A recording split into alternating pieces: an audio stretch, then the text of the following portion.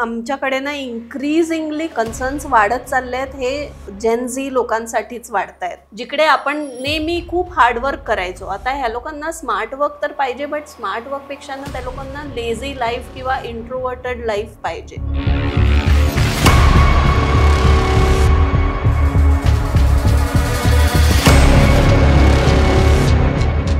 जे जॉब येईल ते आपण घेऊया या उद्देशाने मी हा इंटरव्ह्यू दिला. तिथे बसले होते आपल्या ट्रेनिंग आणि कन्सल्टन्सी जगाचे भीष्म पितामह त्यांना म्हटलं जातं. मनापासून मी खूप घाबरलेली आणि माझं मन बोलत होतं नको जॉईन करूस, म्हणजे कशाला करायचंय हे, हा माणूस रोज याची एक्झिक्युटिव्ह असिस्टंट, नको बाबा.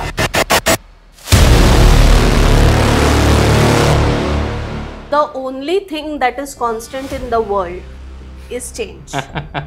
पण ना हे एक्सेप्ट करणं कोणाला ते आवडतच नाही, कारण मैं चेंज नहीं होऊंगा.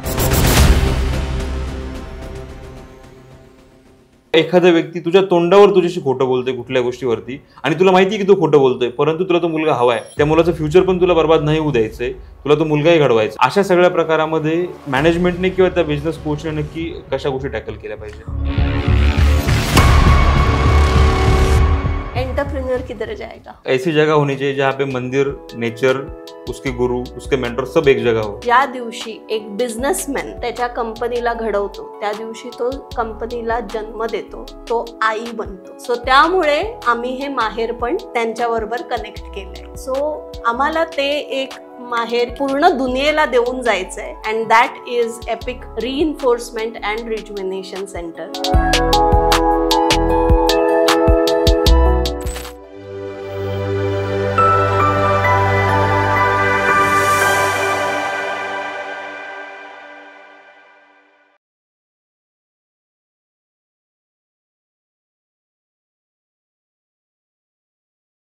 रामराम मंडळी, पिक्टोग्राम चावडीवरती तुमचं सगळ्यांचं सहर्ष स्वागत आहे. आणि आज तुम्हाला प्रश्न असा पडला असेल की यार विकास ब्लेझर घालून बसलाय, रामराम करतोय, नक्की चाललंय काय? तर तुम्हा सर्वांना माहिती आहे, आपण सांप्रदायिक आणि आध्यात्मिक गोष्टींकडे वळालो, तिकडचा सगळा वारसा जाणून घेतला. त्यानंतर आपण गुरुपौर्णिमेचाही सगळा आढावा घेतला, गुरुपौर्णिमेबद्दलही आपण बोललो. परंतु हे सगळं बोलत असताना तुमच्या सर्वांकडनं जे कमेंटमध्ये बरेचसे प्रश्न आले, बऱ्याचशा गोष्टींबद्दल जे आम्हाला माहिती मिळाली की तुम्हाला तुमच्या बिझनेसबद्दल पण तितकीच काळजी आहे, तितकंच तुम्हाला महत्त्वाच्या गोष्टी जाणून घ्यायची इच्छा आहे. मग ह्या सगळ्यांचा विचार करता आज आपल्या चावडीवरती ज्या व्यक्तीला आपण आमंत्रित केलं, ज्या व्यक्तीला आपण बोलवलंय, ती व्यक्ती नक्कीच विशेष आहे. म्हणजे असं म्हणतात की प्रत्येक यशस्वी पुरुषाच्या मागे एका स्त्रीचा हात असतो. परंतु मित्रांनो, सांगायला नक्कीच आवडेल की आपल्या चावडीवरती आज ज्या महिलेला, ज्या स्त्रीला आपण बोलवलंय, त्या म्हणजे एका पुरुषाच्या मागे नाही, जर असे असंख्य पुरुष त्या महिलेने घडवलेत, असंख्य उद्योजक त्या महिलेने घडवलेत आणि घडवण्याचा हा पराक्रम अजूनही चालूच आहे. आणि मित्रांनो, माझ्या मैत्रिणींनो, माझ्या भावांनो, तुम्हाला एक गोष्ट नक्कीच सांगायला आवडेल. आजचा जो एपिसोड आहे तो अजून खास या गोष्टी करताय. आज फक्त तुम्हाला आपली मायबोली मराठी ऐकायला नाही मिळणार आहे. इकडे तुम्ही हिंदी ऐकू शकता, इकडे तुम्ही इंग्लिश ऐकू शकता, राहिलं गुजराती तुम्हाला ऐकायला मिळेल, आली वेळ तर तुम्हाला मल्याळम भाषा सुद्धा ऐकायला मिळू शकते. याचं कारण असं की ह्या ज्या मॅडम आपल्या चावडीवरती आज आल्या, ज्यांच्याबद्दल मी तुमच्याशी हे सगळं बोलतोय, जम्मू काश्मीरपासून कन्याकुमारी पर्यंत यांचं प्रस्थ राहिलेलं आहे. असं भारतातलं कुठलंही स्टेट नाही की जिकडे यांचे कुणी कस्टमर नसतील, जिकडे यांचे वेलविशर, यांचे फॉलोअर नसतील. आणि सगळ्यात महत्वाची गोष्ट, आज आपण ज्या पिक्टोग्राम चावडीवरती बसलोय आणि पिक्टोग्राम चावडीवरती किंवा चावडीवर बसून ह्या ज्या गप्पा मारतोय, ह्या व्यक्तीचं विशेष असं आहे की अशीच एक त्यांची इपिक चावडी त्यांना करायची आहे येणाऱ्या 15-20 वर्षामध्ये, जिकडे उद्योजक बसून गप्पा मारतील, उद्योजक बसून त्यांचे जे अनुभव आहेत ते शेअर करतील आणि त्या अनुभवांतून नवीन उद्योजक घडतील. या गोष्टींचा ज्या व्यक्तीने विचार केलाय, अशा विशेष व्यक्तीला आपल्याकडे आपण आमंत्रित करतोय. आणि मी तुमच्या सर्वांसमोर आमंत्रित करतोय इपिक परस्यूटच्या संचालिका श्वेताली वर्लीकर मॅडम यांना. नमस्कार. थँक्यू व्हेरी मच विकास. आणि सगळ्यात पहिला तर तुला मनपूर्वक अभिनंदन. धन्यवाद. एवढं सुंदर कॉन्सेप्ट तू घडवून आणतोयस आणि अत्यंत छान वाटतंय, अत्यंत प्राऊड वाटतंय की आपला म्हणजे आपल्यातून मोठा झालेला, आणि मी आपला का म्हणते हे आपल्या पुढच्या गप्पांमध्ये कळेलच नक्कीच, तर आपल्या ग्रुपमधला मोठा झालेला एक उद्योजक आज एवढं इनोव्हेटिव्ह आयडिया घेऊन येतोय. सो त्याच्याबद्दल तुला मनपूर्वक शुभेच्छा आणि wishing you all the very best. धन्यवाद श्वेताली. आणि आपल्या सगळ्या प्रेक्षकांचा वेळ जास्त न घेता आपण आपल्या मूळ आणि पहिल्या प्रश्नाकडे वळूया. बऱ्याच लोकांनी कमेंटमध्ये आम्हाला असं विचारलं होतं की आम्हाला बिझनेस बद्दल काही गोष्टी ऐकायला आवडतील, बिझनेस ग्रो कसा करायचा किंवा बिझनेस वाढवायचा कसा, वाढला बिझनेस स्टेबल कसा ठेवायचा, ह्या सगळ्या गोष्टींबद्दल आम्हाला ऐकायला आवडेल, म्हणूनच आम्ही तुम्हाला आमंत्रित केलं इकडे. तर माझा पहिला प्रश्न असा आहे की बिझनेसची मूळ गरज नक्की काय आहे आणि त्यावर आपण काय उपाययोजना केल्या पाहिजे. पहिला चॅप्टर जो आपण मॅनेजमेंटमध्ये शिकतो तो असा आहे विकास, की आपली एंटरप्राइज जेव्हा आपण बिझनेसला घडवतो, जेव्हा आपण एंटरप्राइजला रजिस्टर करतो, त्यावेळेला तिचं एक नवीन आयडेंटिटी आपण घडवून आणतो. सो आपल्याला सगळ्यात पहिली काळजी ही घ्यायची असते की एक एंटरप्रिन्युअर आणि एक एंटरप्राइज हे दोन वेगवेगळ्या एंटिटीज असतात. सो माझ्या सगळ्या उद्योजकांसाठी मला हे सगळ्यात पहिलं मेसेज द्यायला आवडेल की एंटरप्राइज आणि entrepreneur R to separate identities. त्याच्याच बरोबर आता दुसऱ्या कोणत्या कोणत्या काळजी घ्याव्या लागतील, तर आम्ही ना एपिकमध्ये आम्ही जवळजवळ 8 असे पॅरामीटर्स आयडेंटिफाय करून ठेवलेत, ज्याच्यामध्ये जर आपण व्यवस्थित लक्षपूर्वक स्ट्रॅटेजी टाकत गेलो ना तर ती कंपनी आपोआप घडत जाईल आणि ग्रो होत जाईल. सुंदर. सो ते 8 पॅरामीटर्स कोणते, म्हणजे सगळ्यात पहिला एका एंटिटीला, म्हणजे आपल्यामध्ये पण फॅमिलीमध्ये पण जेव्हा आपण आपली फॅमिली सुरू करतो तर सगळ्यात पहिला आपण विजन विचारतो ना की तुझं लॉंग टर्म विजन काय आहे, तुला काय करायला आवडेल, किंवा बाळ जन्माला येतो तेव्हा पण आपल्या बाळाला आपण कसं घडवायचं. सो तसंच जेव्हा आपण ऑर्गनायझेशनला घडवतो त्यावेळेला सगळ्यात पहिला विचार जो करायला हवा कुठल्याही एंटरप्रिन्युअरनी तो असतो विजनचा. विजन झाल्यानंतर लगेच त्या विजनला अनुसरून एक स्ट्रॅटेजी लागली पाहिजे की पुढच्या 3 ते 5 वर्षात आपल्याला काय केलं पाहिजे. त्याच्याच बरोबर आता आपली माणसं कशी असली पाहिजे, आपले सिस्टम्स कसे असले पाहिजे. सो असे आपण 8 पॅरामीटर्स आयडेंटिफाय केलेले आहेत आणि त्याच्यावर जर आपण व्यवस्थित लक्षपूर्वक कन्सिस्टंटली काम करत गेलो तर एक एंटरप्राइज आपोआप ग्रो होत राहील. म्हणजे तुम्हाला सतत त्याच्यामध्ये तुमचं लक्ष टाकायची गरज नाही. बरोबर आहे. पुढच्या प्रश्नाकडे वळण्याच्या अगोदर नक्कीच मंडळी तुम्हाला एक गोष्ट सांगायला आवडेल, म्हणजे थोडासा मुश्किल हा प्रश्न असेल. मॅडमने बोलताना एक शब्द वापरला की एंटरप्राइज आणि एंटरप्रेन्योर ह्या 2 वेगळ्या गोष्टी आहेत. म्हणजे तुम्हाला असं सांगण्याचा प्रयत्न करते का की विकास आणि चावडी वेगळं आहे? ऑफकोर्स. तुम्ही पिक्टोग्राम चावडीचा आता वेगळा लोगो का लावलाय, तिथे विकासचा फोटो का नाहीये? बरोबर.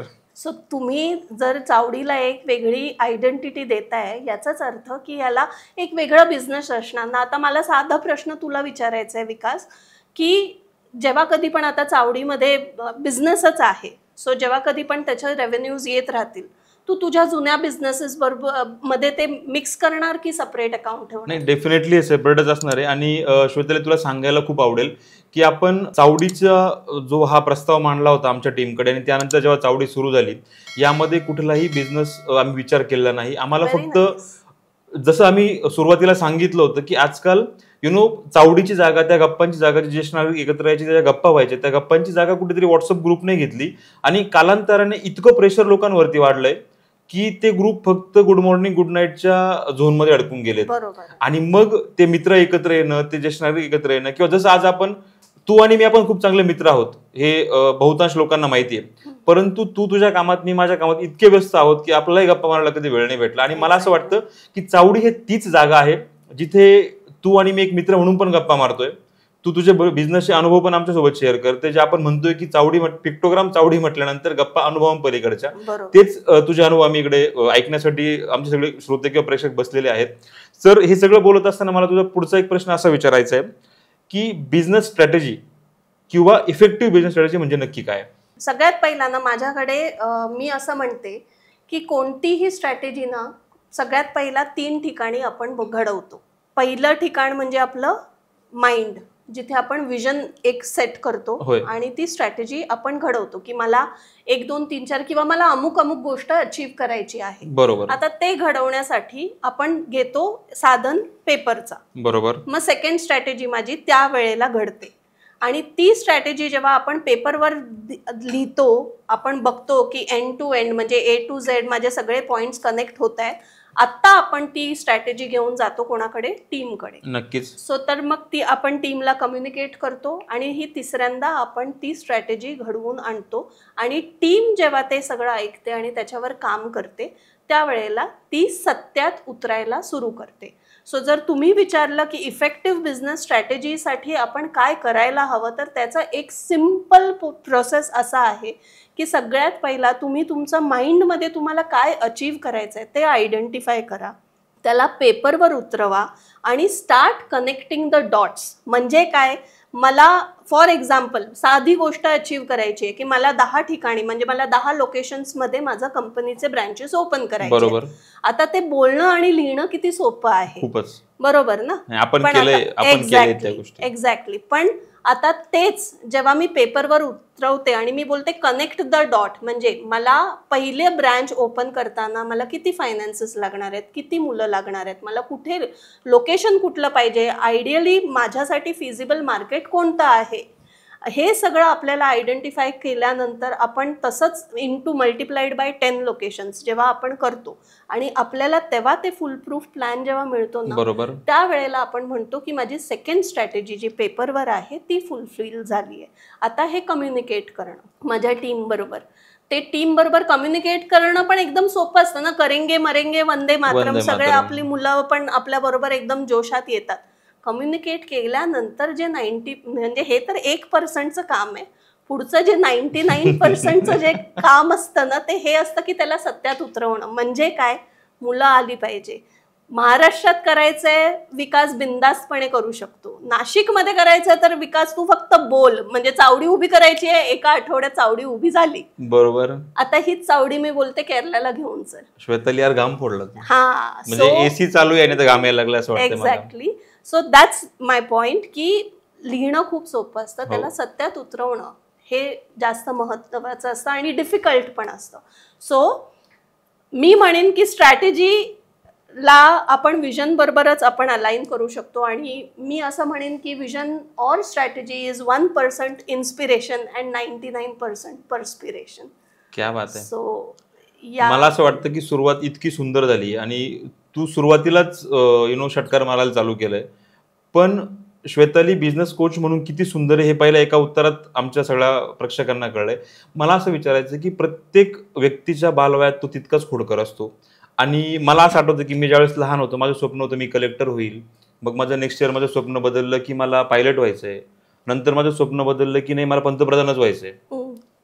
असे प्रत्येकाचे स्वप्न असतात. मग तू असं कधी स्वप्न बघितलं होतं का की बाबा मी कोच होईल किंवा मी बिझनेस कोच होईल, असं काही बघितलं होतं का? मला ना इनफॅक्ट हे बोलताना खूप आनंद होतोय विकास, की जे म्हणतात ना आपल्या मराठीमध्येच एक म्हण आहे की बाळाचे पाय पाळण्यात दिसतात. सो जेव्हा मी 5th-6th स्टँडर्डमध्ये असायची ना, खोडकर तर होतीच, बोलबच्चन होती, बडबडी होती, तर त्यामुळे ना आपल्याला प्रत्येकाला कॅलेंडर असायचं आणि कॅलेंडरवर रिमार्क्स मिळायचे. बरोबर. सो मला फक्त एकाच टाईपचे रिमार्क्स मिळालेत आणि 3-3, 4-4 वेळा मिळालेत. ते असं होतं टॉकेटिव्ह, व्हेरी टॉकेटिव्ह आणि फोर्थ बडबडी आणि बाबांना घेऊन ये. That was the last remark. हा, चौथा रिमार्क असा. आणि बाबा जेव्हा त्यांनी हे कॅलेंडरवर रिमार्क, आणि आपण पण सकाळी स्कूलमध्ये जायच्या आधी बाबांना कॅलेंडर दाखवायचं ना की बाबा सही करा. सो ते असं डोक्याला हात लावायचे, तू बोलते तरी काय, एवढी काय बोलत असते, तुला काय बोलण्याचे पैसे मिळतात का? आणि त्यानंतर 15 वर्षानंतर जेव्हा मी खरोखर या कन्सल्टन्सी या क्षेत्रात आली आणि जेव्हा पहिला पगार घेऊन आली, चेक घेऊन आली, त्यावेळेला मी बाबांना तेच बोलली की बघा बाबा, आज बोलण्याचे पैसे मिळाले. सो आय वुड से की yes, I am passionate about what I am doing. मला बोलणं आवडतं, पण बोलण्यापेक्षा जास्त वायफळ बोलत नाही. जे महत्वाचं आहे किंवा उद्योजकाचं मी म्हणेन की बिझनेसचं जे म्हणणं असतं ते मला समजतं आणि मी तेच उद्योजकाला ऐकवून देते. सो खूप सुंदर. म्हणजे हा प्रवास ऐकताना खरंच मजा आली आणि मी पुन्हा माझ्या शाळेत गेलो असं मला फील झालं. मला तुला असं विचारायचंय की त्याला काय म्हणतो आपण, बिझनेस कोच म्हणून तू हा प्रवास सुरू केला, परंतु आतापर्यंत बिझनेस कोच म्हणून हा प्रवास करत असताना असं कुठलं आव्हान तुझ्या समोर आलं का ज्याला सामोरं जाऊन तुला थोडी भीती वाटली किंवा मी का या क्षेत्रात आली असं काही फील झालंय किंवा असं काही वाटलंय का? हो, प्रत्येक वेळेला विकास, मी खोटं नाही बोलणार, प्रत्येक वेळेला जेव्हा पण आपण आपलं एक नेक्स्ट पडाव, एक नवीन पडाव जेव्हा चढतो, ऑफकोर्स बिझनेस ना सेम गोष्टी रिपीट करून नाही मिळत. नक्कीच. सेम गोष्ट रिपीट जर करायचं असेल ना तर I would call myself as self employed, not an entrepreneur. So जर एक एंटरप्रिनरचा प्रवास करायचा असेल तर तुम्हाला तुमचंच मर्यादा तोडावी लागते आणि स्वतःलाच चॅलेंज करून नवीन पडावात एंटर करावा लागतो. सो असं जेव्हा कधी पण नवीन पडावा मी केलंय, विच मीन्स जेव्हा मी सेल्फ एम्प्लॉईड फ्रीलॅन्स कन्सल्टंट होती, जवळजवळ 16 वर्ष मी कन्सल्टंट म्हणून काम केलेलं. ते सोडल्यानंतर जेव्हा मी पहिल्यांदा माझी कंपनी रजिस्टर केली त्यावेळेला पण भीती वाटली की आपण एवढं इन्व्हेस्ट करतोय, आपल्याला मिळणार आहे का रिटर्न, नंबर 1. जेव्हा कधी पण छोट्या कस्टमर किंवा नोन कस्टमरना जेव्हा त्यांनी नवीन कस्टमरचा रेफरन्स दिला आणि तो त्यांच्यापेक्षा 10 पटीने मोठा होता आणि तेवढेच 10 पटीने मग चॅलेंजेस मोठे असतात आणि ते सगळ्यात पहिला तर कस्टमर आपल्याला जज करतात. तर कस्टमर जेव्हा विचारतात की तुमच्याकडे अनुभव आहे का, तर ते कसं जस्टिफाय करतो आणि खोटं आपल्याला बोलता येत नाही. सो मग त्यांचं चॅलेंजेसला आपण योग्य रीतीने कसं उत्तर द्यायचं, हे सगळे आपल्यासमोर चॅलेंजेस असतात आणि हे रिअल लाईफ चॅलेंजेस असतात. म्हणजे माझा एक चुकीचा सल्ला त्यांच्यासाठी करोडोचं नुकसान करू शकतो याची जाणीव आहे आणि त्यामुळे कोणत्याही चॅलेंजला फुल प्रूफ प्रिपरेशन शिवाय सामोरी न जाणं ही माझी सवय आहे आणि हे माझं कमिटमेंट आहे माझ्या कंपनीकडे पण आणि प्रोफेशन. नक्कीच या सगळ्या गोष्टींचं बाळकडू तुला ज्या ठिकाणून मिळालंय, जिथून हे सगळं जी श्वेताली तयार झाली त्याबद्दल तर मी बोलणारच आहे, परंतु त्या प्रश्नाकडे वळण्याच्या वेळी मला तुला एक असं विचारायचं आहे की एक लीडर म्हणून किंवा एक कोच म्हणून आपण माणसं घडवणं, माणसं तयार करणं या गोष्टीकडे आपण जास्त महत्त्व दिलं पाहिजे. की आपण फायनान्शियल गोष्टींचा विचार करतो की टार्गेट्सच्या या गोष्टींचा विचार करतो. माणसं घडवणं महत्वाचं की टार्गेट्स पूर्ण करणं महत्वाचं, तुला काय वाटतं? मला वाटतं हे सगळं जे आहे ना, या सगळ्याचं जे आपण बोलतो ना कंपायलेशन आहे ना, तो बिझनेस असतो. म्हणजे business without people is incomplete. Right. आणि त्याचबरोबर business or people without target, again they will merely come in the organization. ते लोक तुमच्या कंपनीत येतील आणि कुठे जायचं आहे, काय करायचं जर माहीत नसेल तर तुम्ही त्यांना पगार कसला देताय आणि ते पगार कसला घेतायत. सो जर माझ्याकडे मेजरेबल टार्गेट्स नसतील तरीही मी माझ्या मुलांना दिशा देऊ नाही शकणार, मी त्यांना डिरेक्शन देऊ नाही शकणार, डायरेक्ट नाही करू शकणार, त्यांना मी एनहॅन्स नाही करू शकणार, मग मी काय ग्रोथ देतोय माझ्या कंपनीला आणि माझ्या मुलांना. सो मला असं वाटतं की हे पेक्षा मला हे सगळं कन्सिस्टंटली एका वेळेला सगळं कसं मॅनेज करता आलं पाहिजे, हे एका एंटरप्रिनरची सगळ्यात पहिली जबाबदारी असते. बरोबर. हे सगळं जाणून घेत असताना ना मला एक गोष्ट खूप प्रकर्षाने जाणवली की असं म्हणतात की तुम्ही पुस्तकं वाचा, पुस्तकातून तुम्हाला खूप जास्त ज्ञान मिळेल, परंतु आपल्याकडे एक चालतं बोलतं पुस्तक आहे, ज्या पुस्तकाच्या अंडर सगळी ही ज्या तालमीत आपण सगळे लोक तयार झालोय. मला त्या पुस्तकाबद्दल, त्या चालत्या बोलत्या पुस्तकाबद्दल तुला विचारायचं की शालेय शिक्षणानंतर ज्या वेळेस तू या गोष्टींकडे वळाली तर तिथे तो प्रसंग कसा होता, किंवा मी माझ्याकडनं काही सांगण्यापेक्षा मला तुझ्याकडनं त्या पुस्तकाबद्दल, त्या व्यक्तिविशेषबद्दल ऐकायला आवडेल. सो जरी मी शाळेत बडबडी होती किंवा जे काही होती, पण मी ॲम्बिशियस नव्हती विकास. याचं कारण हेच होतं की आई वडील पण आपण मराठी संस्कारातून आलेलो आहोत, संस्कृतीवरनं आलेलो आहोत. सो तिकडे कसं असतं की आपलं आजचं बरोबर चाललंय आणि पुढच्या 10 वर्षाचं आपलं मुलांसाठी आपण सगळं जमा करून ठेवतोय, बस झालं, आता जास्तची अपेक्षा करायची नाही. सो लिमिटेड विजनमुळे मी पण एक ॲव्हरेज परफॉर्मर. ते तसं म्हणतात की बऱ्याचदा हा प्रकार मीही ऐकलाय की आपलं अंथरूण पाहून पाय पसरावा. एक्झॅक्टली. सो मी तशीच वाढली होती, म्हणजे अगदी तशी नाही, पण हे पण मी तुला सांगेन की माझी आई खूप एंटरप्राइजिंग आहे. सो जरी आम्ही ॲव्हरेज लाईव्हलीहूड आमचं एकदम स्टँडर्ड, हे बोलतात ना स्टँडर्ड ऑफ लिव्हिंग एकदम मीडिओकर होतं किंवा मीडियम साईज्ड होतं, पण मी जेव्हा या कंपनीमध्ये जॉईन झाली आणि ते जॉईन होण्याच्या मागे पण खूप मोठं हे होतं, म्हणजे रिसेशन चाललं होतं सगळीकडे आणि मी थोडीशी घाबरली होती की बाबा आता ज्वेलरी इंडस्ट्रीमध्ये याच्या आधी काम करत होती. ज्वेलरी म्हणजे लक्झरी मार्केटवर सगळ्यात पहिला हिट होतं रिसेशन.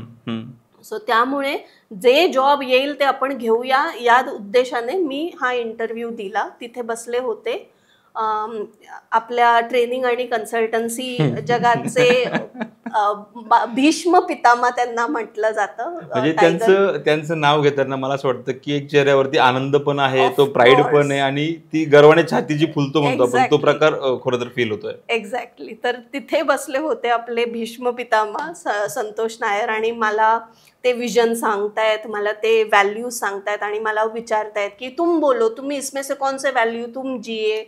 आणि त्यांची एक्झिक्युटिव्ह असिस्टंट बनण्याचं माझ्याकडे ऑफर होती. मनापासून सांगू, जसं तू मागे विचारलं की चॅलेंजेसला कशी सामोरी जाते, मनापासून मी खूप घाबरलेली आणि माझं मन बोलत होतं नको जॉईन करूस, म्हणजे कशाला करायचंय हे, हा माणूस रोज याची एक्झिक्युटिव्ह असिस्टंट, नको बाबा. पण चॅलेंज घ्यायचंय, त्यांनी सांगितलं ना, दिलंय ना, तर मग आपण घेऊया असं बोलून मी तो ऑफर एक्सेप्ट केले. एक्झिक्युटिव्ह असिस्टंट म्हणून मी स्वतःला खूप प्रिव्हिलेज्ड मानते, मी खूप नशीबवान मानते की मला त्यांचं एक्झिक्युटिव्ह असिस्टंट बनण्याचं हे मिळालं, सौभाग्य मिळालं. का? कारण की त्यांच्याबरोबर मग मी पूर्ण ट्रेनिंग इंडस्ट्रीमध्ये फिरत गेली. त्यांनी पर्सनल कोचिंग केले तर मी तिथे होती, त्यांनी ट्रेनिंग प्रोग्राम्स केले मी तिथे होती, त्यांनी बिझनेस कन्सल्टन्सीज केले मी तिथे होती, लीडरशिप ट्रेनिंग्स केले मी तिकडे होती, 1-on-1 कोचिंग, काउन्सिलिंग, काहीही म्हण. अरे सेल्स कॉल करताना पण मी तिकडे होती, टीमला कसं ॲड्रेस करायचं मी तिथे होती. आणि फक्त तिथे नसते, पण तुम्हाला पण माहिती आहे की 24 तासामध्ये संतोष नायर आपल्याला कमीत कमी 30 तासाचं काम देतो. खूप कमी सांगितलं असं नाही वाटत तुला? हां, बरं, 48 तासाचं काम देतो आणि ते काम त्या 24 तासातच कम्प्लीट झालं पाहिजे याची ते पूर्ण. तुला नक्कीच इकडे मला इंटरप्ट करायला आवडेल, कारण मी 30 तास म्हटल्यानंतर तुला थांबवण्याचं कारण असं होतं की नायर साहेबांबद्दल जेव्हा बोलतात किंवा त्यांच्याबद्दल त्यांच्यासोबत आपण सर्वांनी एकत्र काम केलंय, त्यांच्यासोबत डायरेक्टली कनेक्ट होऊन काम करणं म्हणजे 1 महिन्याचं किंवा 1 वर्षाचं जर त्यांच्यासोबतचा एक्सपिरियन्स म्हणजे इंडस्ट्रीमध्ये 7 वर्षाचा अनुभव आहे. एक्झॅक्टली.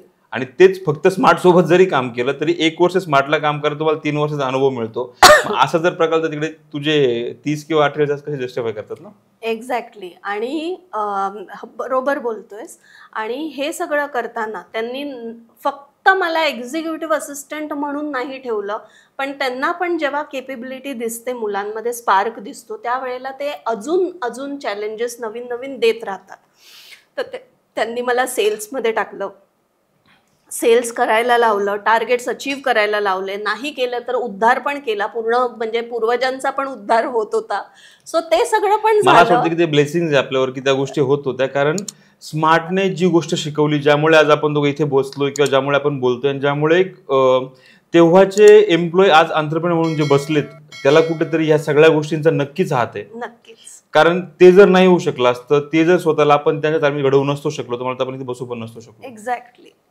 सो सेल्स म्हणजे एक्झिक्युटिव्ह असिस्टंट, सेल्सवरनं मग मी रिव्ह्यूजमध्ये गेली. रिव्ह्यूज म्हणजे ट्रेनिंग प्रोग्राम जेव्हा घडतं त्यावेळेला इम्प्लिमेंटेशनसाठी मुलं तुमच्या कंपनीमध्ये येतात आणि ते इम्प्लिमेंट करून देतात. तर ते रिव्ह्यूज करायला लागली. रिव्ह्यूज चांगलं करता करता प्रोजेक्ट्स यायला लागले, तर मग सरांनी प्रोजेक्ट्सचं ऑपॉर्च्युनिटी दिली. आता रिव्ह्यू आणि प्रोजेक्ट दोन्ही एकत्र करत असताना ग्रोथ दिसलं, कारण कस्टमर्स खूप हॅपी असायचे, त्यांना त्यांच्या प्रश्नाची उत्तरं मिळत होती. तर त्यामुळे त्यांनी भरभरून फीडबॅक दिलेला पॉझिटिव्ह. सो असं करून मी रिव्ह्यूजची पण हेड झाली, प्रोजेक्टची पण हेड झाली. आणि ओव्हरऑल एक असं म्हण आहे की स्मार्टमध्ये ॲटलिस्ट तुम्ही 6 महिने टिकले ना की तुमच्यामध्ये ते स्मार्टचं DNA येतं ऑटोमॅटिक. सो मला तरी असंच वाटतं की म्हणजे जगासाठी ते गुरु असतील, कोणीही असतील, माझ्यासाठी ते माझ्या करिअरचे, माझ्या अस्तित्वाचे, he is the one who probably created Shwetali. आणि मी यांना त्यांचं पूर्ण म्हणजे माझ्या पूर्ण करिअरचं श्रेय मी संतोष सरांना मला देते. असं वाटतं की माझ्या पुढच्या प्रश्नाचं उत्तरही नकळतपणे देऊन टाकले, कारण माझा पुढचा प्रश्नच तो होता की स्मार्टला जितकं जवळून आपण बघितलंय, जितकं जवळून आज लाखो लोकांनी जे स्मार्ट सोबत कनेक्टेड आहेत, ज्यांनी स्मार्टला बघितलंय, तर स्मार्टमध्ये कुठेही म्हणजे काम करत असताना एका जबाबदारीवरती, एका डेजिग्नेशनवरती कुठलाच व्यक्ती जास्त काळ टिकू नाही शकला. याचा अर्थ असा पण आहे की तो व्यक्ती बाहेर नाही गेला, तिथेच ग्रो होत गेला. एक्झॅक्टली. तर ह्या सगळ्या बदलत्या जबाबदाऱ्या आणि ही सगळी जी ग्रोथ जी होती किंवा हा जो पाथ होता, हा प्रकार किंवा हा प्रवास कसा होता? प्रवास खूप डिफिकल्ट होता विकास, जसं मी तुला म्हणाली, आणि तूच त्याचं जास्त चांगलं उत्तर दिलं की 1 महिन्याचा एक्सपिरियन्स म्हणजे 7 वर्षाचा अनुभव. तो का? कारण की तुम्हाला एकाच दिवशी तुम्हाला इंटरव्ह्यू पण करायचं, तुम्हाला इंडक्शन पण घ्यायचं. आणि देवा शपथ सांगते विकास, माझ्या मुलांचे इंटरव्ह्यूज मी कस्टमरच्या प्रिमायसेसमध्ये घेतलेले आहेत. त्यांना कॉफी शॉपमध्ये, म्हणजे जर घाटकोपरला मी रिव्ह्यू करते तर घाटकोपरच्या बाजूला एक CCD आहे, तिकडे मी इंटरव्ह्यू घेते. आणि तिथे मी इंटरव्ह्यू घेऊन मी त्यांना एक्सरसाइज पण देते की जा बाबा हे बुक वाच आणि तुझं सेकंड इंटरव्ह्यू तू बुक प्रेझेंटेशन करशील आणि मी जिथे असेन तिथे तुला प्रेझेंटेशन करायचंय, त्या कस्टमरकडे करायचंय. म्हणजे एक तीर से दो शिकार. तर हे म्हणजे खूप लो लेवलचं बोलते मी. एक तीर से हम लोगों ने मल्टिपल शिकार किए हैं, एक टाइम पे हम लोगों ने मल्टीटास्किंग किया है. आणि त्यामुळेच ना एंटरप्रेन्युअर काय असतं किंवा एंटरप्राइजिंग स्किल काय असते की तुम्ही खूप रिसोर्सफुल बनता, तुम्ही खूप स्किल्ड बनता सगळं हँडल करण्यासाठी. सो ते घडवण्याचं मला वाटतं एक इन्स्टिट्यूट इज स्मार्ट ट्रेनिंग आणि कन्सल्टन्सी कमी, पण एंटरप्रेन्युअर्स घडवण्याची इन्स्टिट्यूट जास्त मला वाटते. आणि प्रवास खूप डिफिकल्ट असतो. बट मला आठवते विकास, कित्येक बिझनेसमॅननी संतोष सरांना अप्रोच केलेलं की माझ्या मुलाला मी पगार देतो पण तुम्ही स्मार्टमध्ये कामाला लावा. मला वाटतं तेच एक कारण होतं. तेच नक्कीच एक कारण आहे. आणि मला असं वाटतं श्वेताली, आपण संतोष नायर सर किंवा स्मार्ट हा एक असा विषय आहे की चावडीचे हजारो एपिसोड्स निघतील आणि त्या गप्पा संपणार नाही. एक्झॅक्टली. कारण मला हेही म्हणजे त्यातलंच एक प्रोडक्ट असल्यामुळे मला आवर्जून किंवा प्राऊडफुली माझ्या सगळ्या प्रेक्षकांना सांगायला आवडेल की स्मार्ट जरी टॅगलाईन मध्ये हा शब्द वापरत असेल की ट्रू स्कूल फॉर एंटरप्रेन्योर, परंतु स्मार्ट हे ट्रू स्कूल फॉर एंटरप्रेन्योर नसून ही एंटरप्रेन्योर्स घडवणारी फॅक्टरी, आणि त्यातले हे सगळे प्रोडक्ट तुमच्या समोर बसलेत मला असं वाटतंय. आणि नक्कीच यापुढे जाऊन मला तुझ्याबद्दल काही गोष्टी जाणून घ्यायच्या आहेत. जसं एका स्ट्रक्चर्ड कंपनीमध्ये म्हणजे स्मार्ट सारख्या कंपनीमध्ये तू एम्प्लॉय म्हणून इतकी वर्ष काम केलं, इतकी वर्ष स्वतःला घडवलंस, आणि हे सगळं करून तिथून मग स्वतःचं एक स्टार्टअप सुरू करावं, हा प्रवास किंवा हा विचार काय होता, यातला फरक काय होता, हे अनुभव कसे होते, हे सगळं जरा ऐकायला आवडेल. विकास, मी म्हणेन की म्हणजे एक असं नशीब घेऊनच माझं करिअर सुरू झालेलं. कारण मी सुरुवातीलाच पहिल्यांदा 2 सगळ्यात मोठ्या कंपनीजमध्ये, ज्वेलरी सेक्टरच्या 2 मोठ्या स्ट्रक्चर्ड कंपनीजमध्ये काम केलेलं. तर तिकडचं जे सिस्टम्स अँड प्रोसेसेस होते म्हणजे ते माझ्यासाठी बेंचमार्क होते. ते घेऊन आम्ही स्मार्टमध्ये आलो आणि आम्ही जे संतोष सरांनी किंवा तिकडच्या लीडर्सनी जे सिस्टम सेट केलेलं त्याला अजून आम्ही कॉन्ट्रीब्यूट केलं, अजून आम्ही एनहान्स केलं. कंपनीजमध्ये कस्टमर्सकडे आम्ही जे हेच बेस्ट प्रॅक्टिसेस घेऊन जायचो आणि ते इम्प्लिमेंट करायला पण त्यांना हेल्प करायचो. आता या सगळ्यामुळे ना एक अनुभव तयार होतो. आपल्याला कळायला लागतं की एखाद्या कंपनीसाठी चांगल्या गोष्टी कोणत्या आहेत आणि वाईट गोष्टी कोणत्या आहेत, चांगले डिसिजन्स कोणते आहेत आणि वाईट डिसिजन्स कोणते आहेत. आणि कोणतेही चांगले डिसिजन्स इझी नसतात. ॲक्च्युली बघायला गेलं ना लॉजिकली इझी पण असतात, पण you need to be consistent. नक्कीच. सो हे सगळं शिकल्यानंतर जवळजवळ मला वाटतं 18 वर्षाच्या अनुभवानंतर मी माझी कंपनी घडवली. तर त्यामुळे मला एक्सपिरियन्स व्यवस्थित होता आणि मला त्याच्यापेक्षा जास्त मला जाणीव होती की आपल्या कंपनीमध्ये आता काय काय प्रॉब्लेम्स येणार आहेत. कारण आपण सोलो एंटरप्रेन्युअर आहोत किंवा आपल्याकडे मोजकेच टीम मेंबर्स आहेत. मग ते काय प्रॉब्लेम्स येणार आहेत आणि ते कसे सॉल्व्ह करायचे त्याचं एक एक्सपिरियन्स होतं. तर त्यामुळे मला वाटतं setting the process in our own company became little easy for us because of all of these experience. तो जॉब करत असताना जेव्हा एक सिक्युअर्ड सॅलरी होती, सिक्युअर्ड अमाऊंट हातामध्ये येत होती, नाळ जोडलेली होती की आपल्यावरती कुणीतरी आहे, आपण डायरेक्ट कुणाला आन्सरेबल नाहीये किंवा आपण डायरेक्ट म्हणजे पडले तर फक्त बॉसकडनं फटके पडणारे, आपण कस्टमर सोबत डायरेक्ट कनेक्शन नाहीये. हा सगळं सिक्युअरनेस असताना तिथून ज्यावेळेस तू एंटरप्रेन्योरशिपकडे वळाली आणि ते सगळ्या सिक्युरिटीज ब्रेक करून बाहेर पडली, तर ह्या सगळ्या प्रवासामधला एखादा असा क्रुशल प्रसंग किंवा संघर्षमय नक्की वातावरण किंवा संघर्षमय दिवस कुठले होते? बेसिकली मी जॉबला पण माझ्या जॉबच्या एक्सपिरियन्सला मी कधीच सिक्युअर्ड म्हणणार नाही, कारण मी जॉब करत असताना पण कधी असं विचार नाही केला की आपण पगारासाठी काम करतोय. मला नेहमी असंच वाटायचं आणि हे तुला पण तेवढंच खरं वाटतंय, कारण I know that you are also of the same mindset की आपण एक एंटरप्रिन्युअर म्हणूनच काम करतो, कुठे पण करू दे, मग ती माझी कंपनी आहे आणि माझी कंपनी सक्सेसफुल झालीच पाहिजे. सो त्या उद्देशानेच आपण करायचो. सो त्यामुळे रिस्क तिकडे पण घेतलेले. कितीतरी वेळा असं झालेलं की संतोष सरांनी पूर्ण डिसिजन मेकिंग आमच्या हातात दिलं होतं.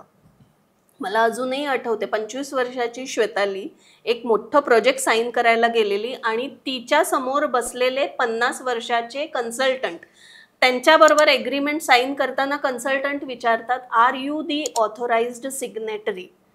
मी बोलली की संतोष सरांनी मला साईन करण्याची अथॉरिटी दिली आहे, ऑथोराइज्ड सिग्नेटरी मी नाही आहे.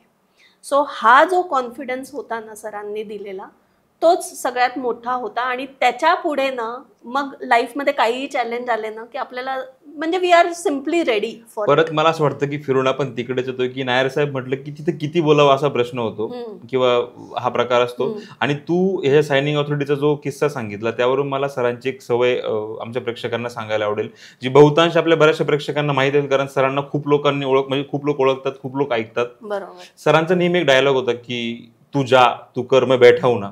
करेक्ट. हालांकि मैं बैठा हूं, पण ह्या एका वाक्याने 25 वर्षाची श्वेताली या सगळ्या गोष्टी करू शकली. आणि फक्त श्वेतालीच नाही तर मला असं वाटतं की स्मार्ट नावाच्या फॅक्टरीमधनं घडलेले सगळेच एंटरप्रेन्योर आज त्या लेवलला काम करतायत. मला असा पुढचा प्रश्न तुला श्वेताली विचारायचा आहे. सगळ्या लोकांना आयुष्यामध्ये चेंज हवा असतो. एका स्टेबल गोष्टीवरती लोक बोर होतात, मला चेंज हवाय. चेंज हवा हे फक्त बोलण्यात असतं, परंतु तो चेंज ऍक्सेप्ट करण्याची कुणाची तयारी नसते. मग तो चेंज ऍक्सेप्ट करण्याकरता तो माइंड शिफ्ट कसा नक्की करायचा? The only thing that is constant in the world is change. पण ना हे एक्सेप्ट करणं कोणाला ते आवडतच नाही, कारण मैं चेंज नहीं होऊंगा.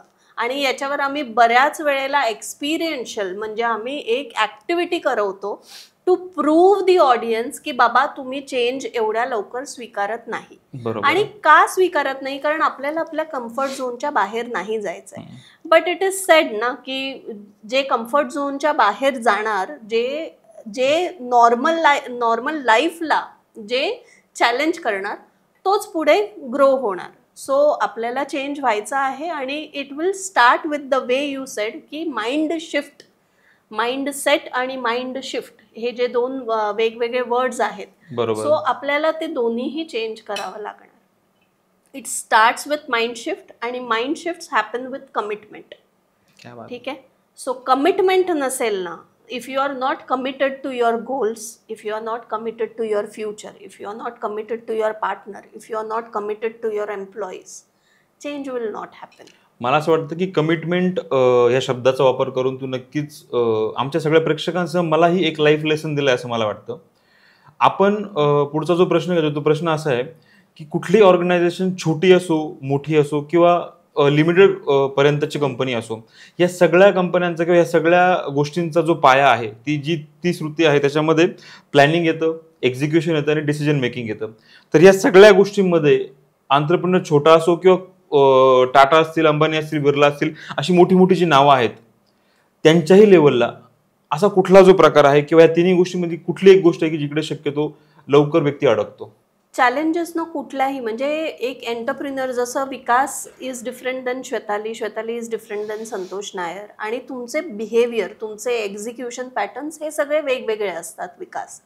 सो त्याच हिशोबाने कोणतीही कंपनीसाठी म्हणजे आपण जर ॲव्हरेज आउट काढलं ना, सो असं म्हणतात की it is not deficiency of knowledge but deficiency of execution that generally spoils the game. बरोबर. पण मी याच्यावर ठामपणे उत्तर नाही देणार. का माहितीये, कारण मी ना एंटरप्राइजमध्ये म्हणजे मला तो एंटरप्राइज दिसतो, एक वेगळा व्यक्तीच दिसतो.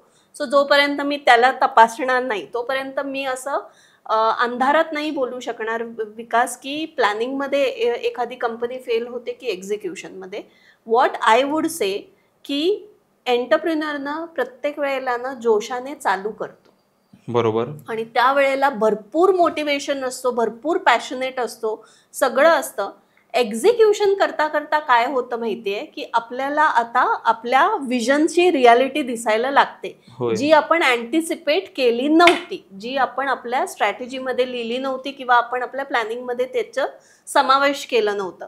मग अशा वेळेला जेव्हा ते सामोरे जातात आणि मग जे आपल्या बॅकएंडमध्ये उथलपुथल होतं, प्रोसेसेसमध्ये डिव्हिएशन्स यायला लागतात, जॉब्स डिले होतात, डिलिव्हरीज डिले व्हायला लागते, त्यावेळेला एंटरप्रिनरचं ॲक्च्युली कॉन्फिडन्स कमी होत जातं. आणि कॉन्फिडन्स कमी झालं की नॅचरली थोडं पॅशन, स्वतःवर सेल्फ डाऊट घ्यायला सुरू होतात. सो हा एक एंटायर प्रोसेस आहे. अशा वेळेला मला माहीत आहे की generally it is deficiency in execution, पण ते डेफिशियन्सी इन एक्झिक्युशनचं रूट कॉज काय आहे? बरोबर, म्हणजे बऱ्याचशा गोष्टी मला क्लिअर होत आहे. आणि इथे कुठेतरी मला एक प्रश्न तुला असा विचारायचा आहे श्वेताली. सपोज आपण खूप मन लावून, जसं तू उल्लेख केला की तुम्ही खूप जोशामध्ये बिझनेस सुरू करतात, सगळ्या गोष्टी करतात, खूप मन लावून आपण काम सुरू करतो, आणि सुरुवातीला बऱ्याचदा असं होतं की नवीन बिझनेस आहे, छोटा बिझनेस आहे, किंवा इथे मी विश्वास कोणावर ठेवू म्हणून आपण घरातल्यानी विश्वासू लोक जवळ करतो. आपण त्यावेळेस प्रोफेशनल्सचा विचार नाही करत, त्याला काही जमत असेल, तिला काही जमत नसेल, जे काही असेल, परंतु विश्वासू लोकांना सोबत घेऊन काम सुरू करतो. आणि एक वेळ अशी येते की ते विश्वासू लोकच म्हणतात की बाबा रे, तू नक्की आमच्याकरता काय केलं, आम्ही आमचं करतो, किंवा आम्ही स्वतः सेपरेट होऊन आम्ही आमचं काहीतरी काम करतो. मग अशा वेळेस त्या एंटरप्रेन्योरने नक्की काय केलं पाहिजे? म्हणजे त्याने त्या इमोशनल ट्रॉमामध्ये राहून तो बिझनेस बंद केला पाहिजे, त्याने काहीतरी वेगळं केलं पाहिजे, की त्यावेळेस नवीन टीमकडे वळून नवीन हात नव्याने पुन्हा सुरू करून आणि ती दुसऱ्याची रेस छोटी करण्यापेक्षा आपली रेस मोठी केली पाहिजे? नक्की काय केलं पाहिजे? तुला ह्युमन लाईफ सायकल माहितीये ना, की बाळ जन्माला येतो तेव्हा सगळ्यात जास्त तो कोणावर डिपेंडेंट असतो? आईवर, पालकांवर त्याच्या. ओके, सो आईवर डिपेंडेंट असतो, मग तो चालायला लागतो आणि बाहेरचं अन्न खायला लागतो. आता त्याची डिपेंडन्सी शिफ्ट होते. डिपेंडन्सी शिफ्ट झाल्यानंतर तो हळूहळू त्याला KG मध्ये टाकतात, मित्र बनायला लागतात, मग आपण त्यांना बाहेर खेळायला घेऊन जातो वगैरे. असं करून आपल्या मुलांचं म्हणजे कोणत्याही ह्युमन लाईफ सायकलचं हे आपण एक ग्रोथ सायकल बघितलेली आहे, बरोबर? तसंच बिझनेसचं पण एक ग्रोथ सायकल आहे विकास. जेव्हा आपण बिझनेस सगळ्यात पहिला सुरू करतो ना, तू किती पण बोल की माझ्याकडे खूप पैसे आहेत आणि मी सगळं करू शकतो, तरी तू जर जन्म म्हणजे दिला आहेस तुझ्या कंपनीला, सो तुला तिकडे थोडंसं नर्चरिंग करावंच लागणार. ते कल्चर, ते व्हॅल्यूज, ते सिस्टम, ते विजन, ते सगळं तुझ्याकडनं येणार. ते करता करता जसं तू बोलला की आता आपण नोन लोकांकडे किंवा विश्वासू लोकांना बोलवायला चालू करतो, स्वाभाविक आहे. करता करता आपल्याला काय करायचं माहितीये, आपल्याला ना बिझनेसमॅनचं एक गोंधळ कुठे होतं माहितीये, त्यांना ना ती नेक्स्ट पायरी ते लोक बघतच नाही. त्यांना काय वाटतं, आता हा आलाय ना, माझा मामाचा मुलगा आहे ना, चल आता तो आणि आम्ही दोघं मिळून मस्तपैकी 100 कोटीची कंपनी करू. नाही, बिझनेसचा नेक्स्ट पडाव काय आहे, आपण पण आपल्या मुलाला आपल्या फॅमिलीपासून लांब करून आपण कुठे पाठवतो? शाळेत पाठवतो. शाळेत आपले लोक ओळखीचे आहेत का? बऱ्याच वेळेला नाही.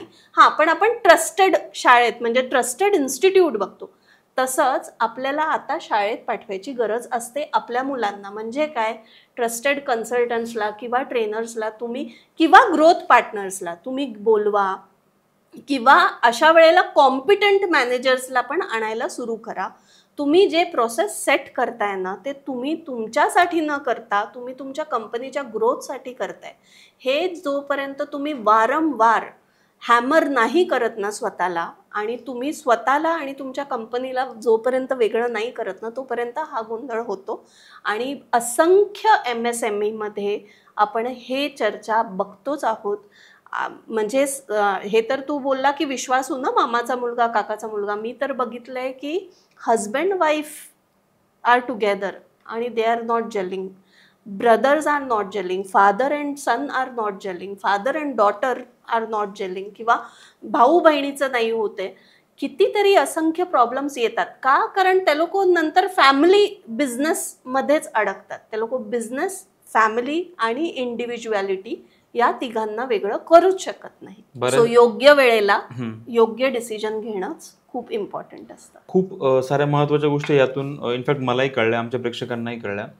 मला तुला यामध्ये एक प्रश्न पुढचा असा विचारायचा, ज्या तुझ्या उत्तरामध्ये तुझा उल्लेख केला की विजन. बऱ्याचशा छोटे मोठे उद्योजक बरेचसे असे आहेत ज्यांचा टर्नओव्हर समजा 50 लाख, 1 CR, 2 CR, 5 CR पासून सुरू होतो, तो 50 CR पर्यंत पोहोचतो, परंतु ते फक्त काम करत असतात, विजन नसतं. पण द मुमेंट त्यांच्या आयुष्यामध्ये विजन हा शब्द येतो आणि त्यांना विजन त्यांचं सेट होतं की बाबा रे 50चे 500 कसे करायचे.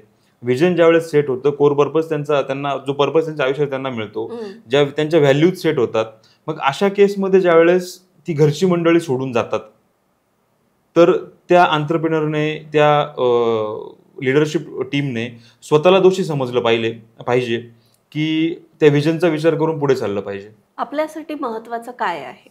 ज्या बाळाला आपण जन्म घातलाय त्याला मोठं करणे नक्कीच महत्वाचं आहे, असं विकासचं परसेप्शन आहे.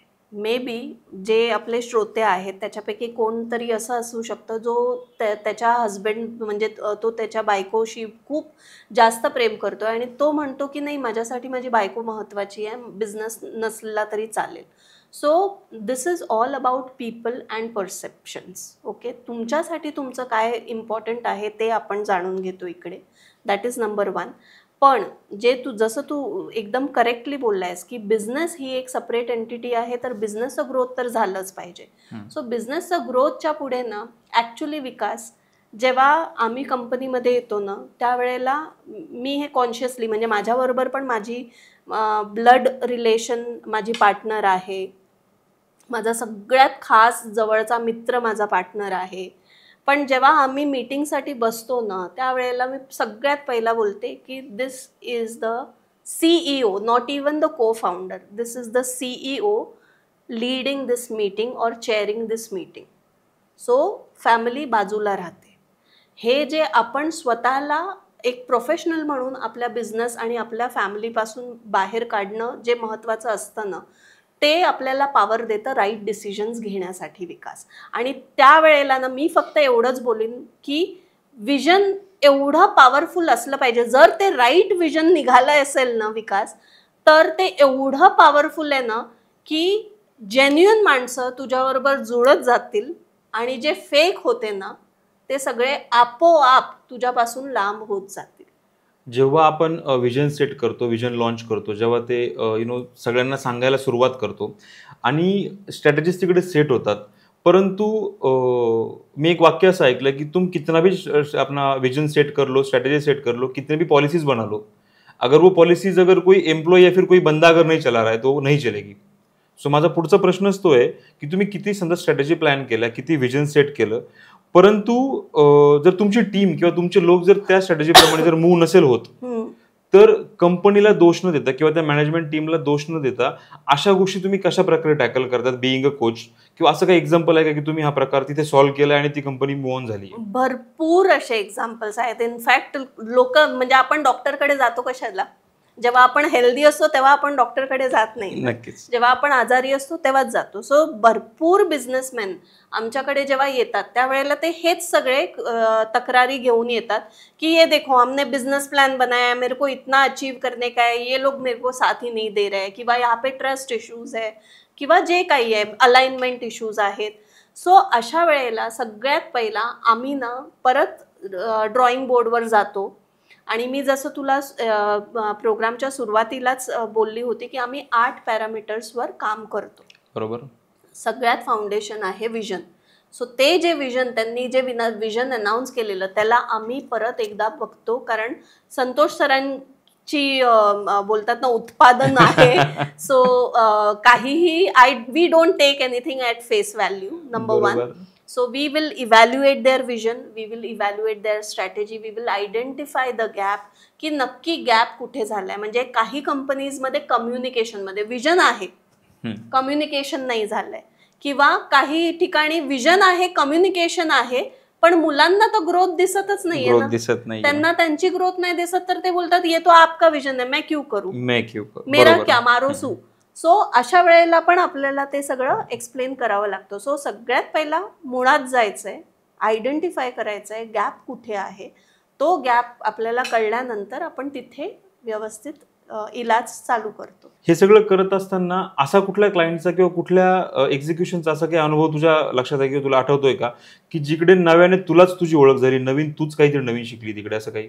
प्रत्येक वेळेला विकास, प्रत्येक वेळेला म्हणजे कोणताही कस्टमर आणि तो कोणत्याही लेवलवर असो, म्हणजे अगदी एक स्टार्टअप असो ज्यांनी जेव्हा स्ट्रॅटेजी सेट केली आणि त्यांनी ऑनलाईन विजन लॉन्च केलं, तेव्हाही मला असं वाटलं की आज मी काहीतरी मस्त कॉन्ट्रीब्यूट केलंय.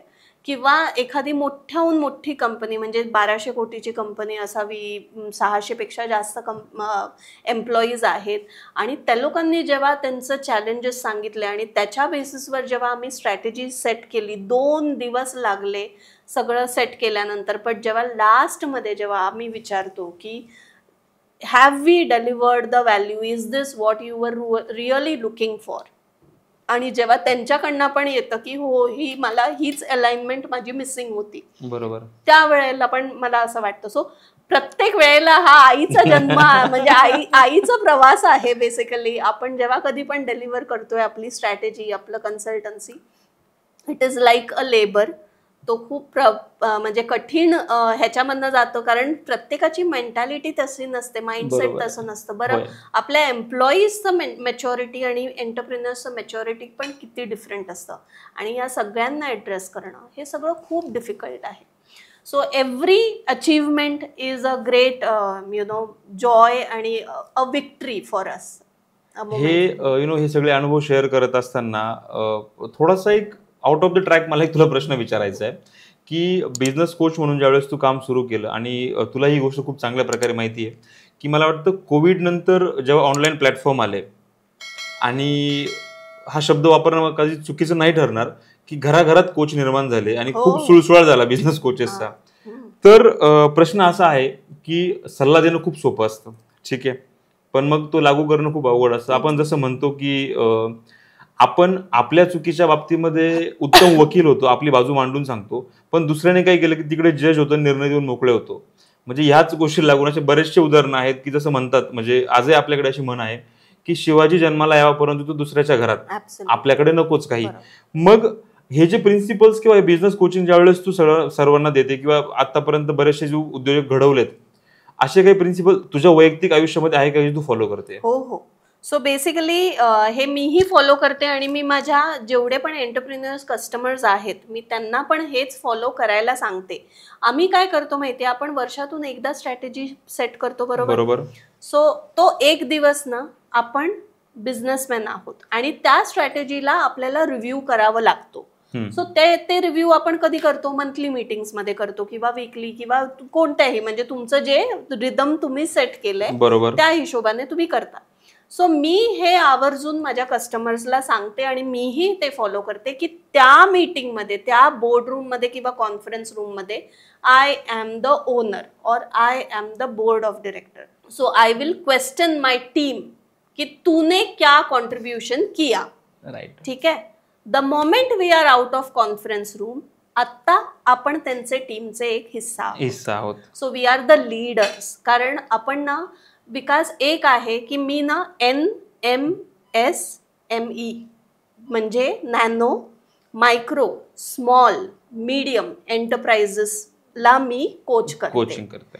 सो इथे ना आपल्याकडे ए प्लेयर्स म्हणजे जे टॉप प्लेयर्स असतात ना किंवा जे एकदम हुशार एम्प्लॉईज असतात ना, ती कॅटेगरी येतच नाही, फार कमी असते ती. आपल्याकडे कोण राहतं, ॲव्हरेज परफॉर्मर्स राहतं. आता त्यांना ते सद्बुद्धी नाही आहे किंवा त्यांना ते एक्सपिरियन्स नाही आहे, मॅच्युरिटी नाही आहे, त्यांच्याकडे ते केपेबिलिटी पण कदाचित कधी कधी नसते की आपण जे प्लॅन सेट करतो ते इंडिपेंडेंटली हँडल नाही करू शकत. मग अशा वेळेला मी जर 24 तास त्यांच्या डोक्यावर कॉन्ट्रीब्युशन काय आहे, प्रोडक्टिव्हिटी काय आहे हे विचारत गेली ना, तर ते सक्सेसफुल नाही होणार. सो हमारा रूल एकदम क्लियर है, व्हाट वी फॉलो. 30 days में से 1 day we are the owners and 29 days we are the team players. खूप सुंदर, खूप सुंदर.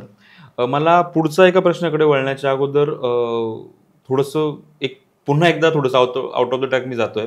कारण तू ज्या MSMEचा उल्लेख केला, त्या MSMEचं सगळ्यात महत्वाचं आत्ताचं दुःख मे बी तू खूप लोकांकडनं ऐकलं असेल, मीही त्याच फेजमधनं जातोय. कदाचित असं असू शकेल की मी त्या लोकांचं प्रतिनिधित्व करून तो प्रश्न तुला विचारतोय. आपल्याकडे ना म्हणजे MSME मध्ये हा प्रकार खूप प्रकर्षाने सध्या जाणवतोय.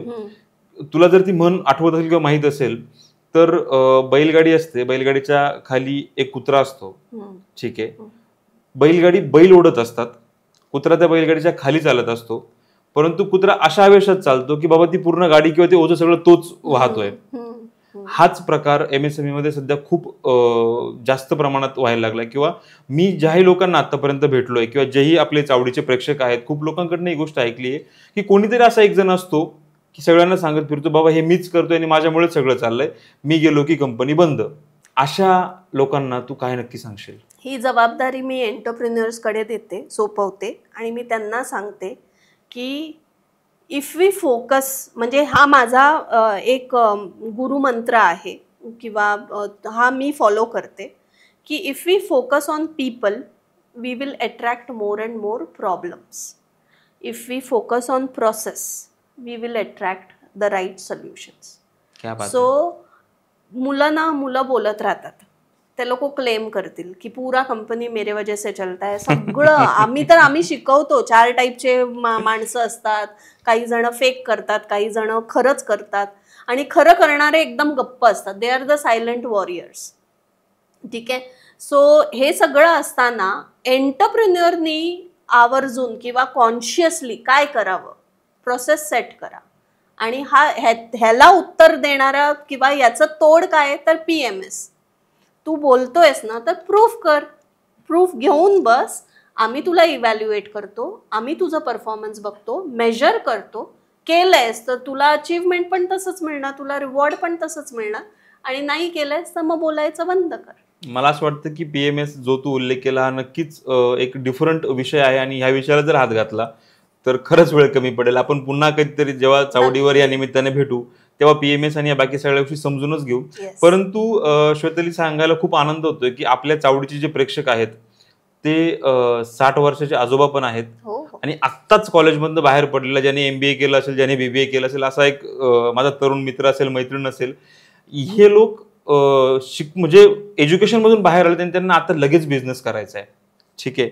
तर अशा लगेच बिझनेस करायचा ज्यांची मेंटॅलिटी किंवा माइंडसेट आहे, अशा नवीन उद्योजकांना किंवा नवीन माझ्या मित्रांना, मैत्रिणींना जो प्रश्न पडलाय तो प्रश्न मला तुला विचारायचा आहे की त्यांनी नवीन जर ह्या वयात काम सुरू करायचं असेल as a entrepreneur, as a businessman, तर नक्की कुठल्या स्किलवरती भर दिला पाहिजे?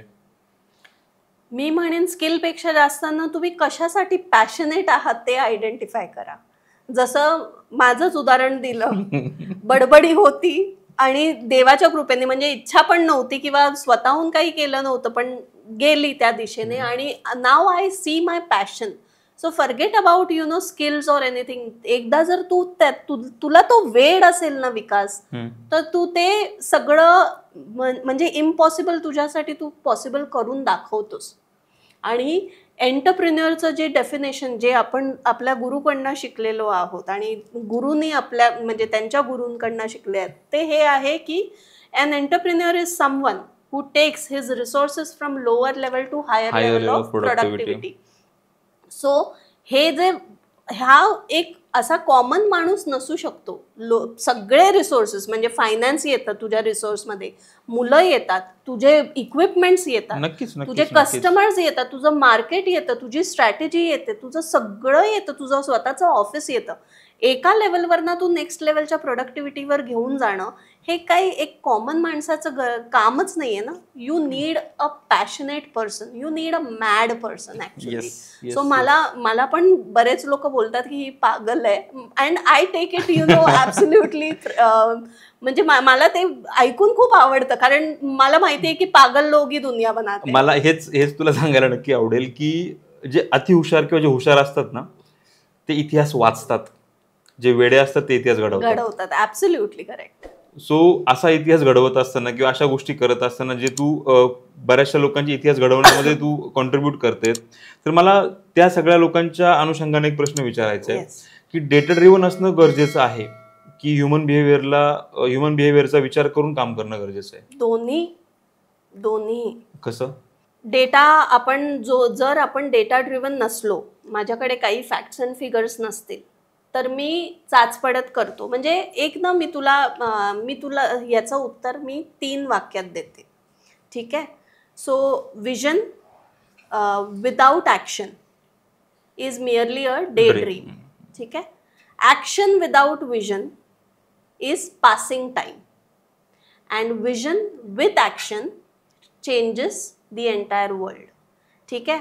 आता विजन म्हणजे काय की मला कंपनी चालवायची आहे, त्याच्याबरोबरचं ॲक्शन काय असलं पाहिजे? टीम आणणं. टीम आलं आणि तुम्ही बसले आणि तुम्ही काही सेट नाही केलं. विजन म्हणजे काय? फक्त स्टेटमेंट नाही आहे.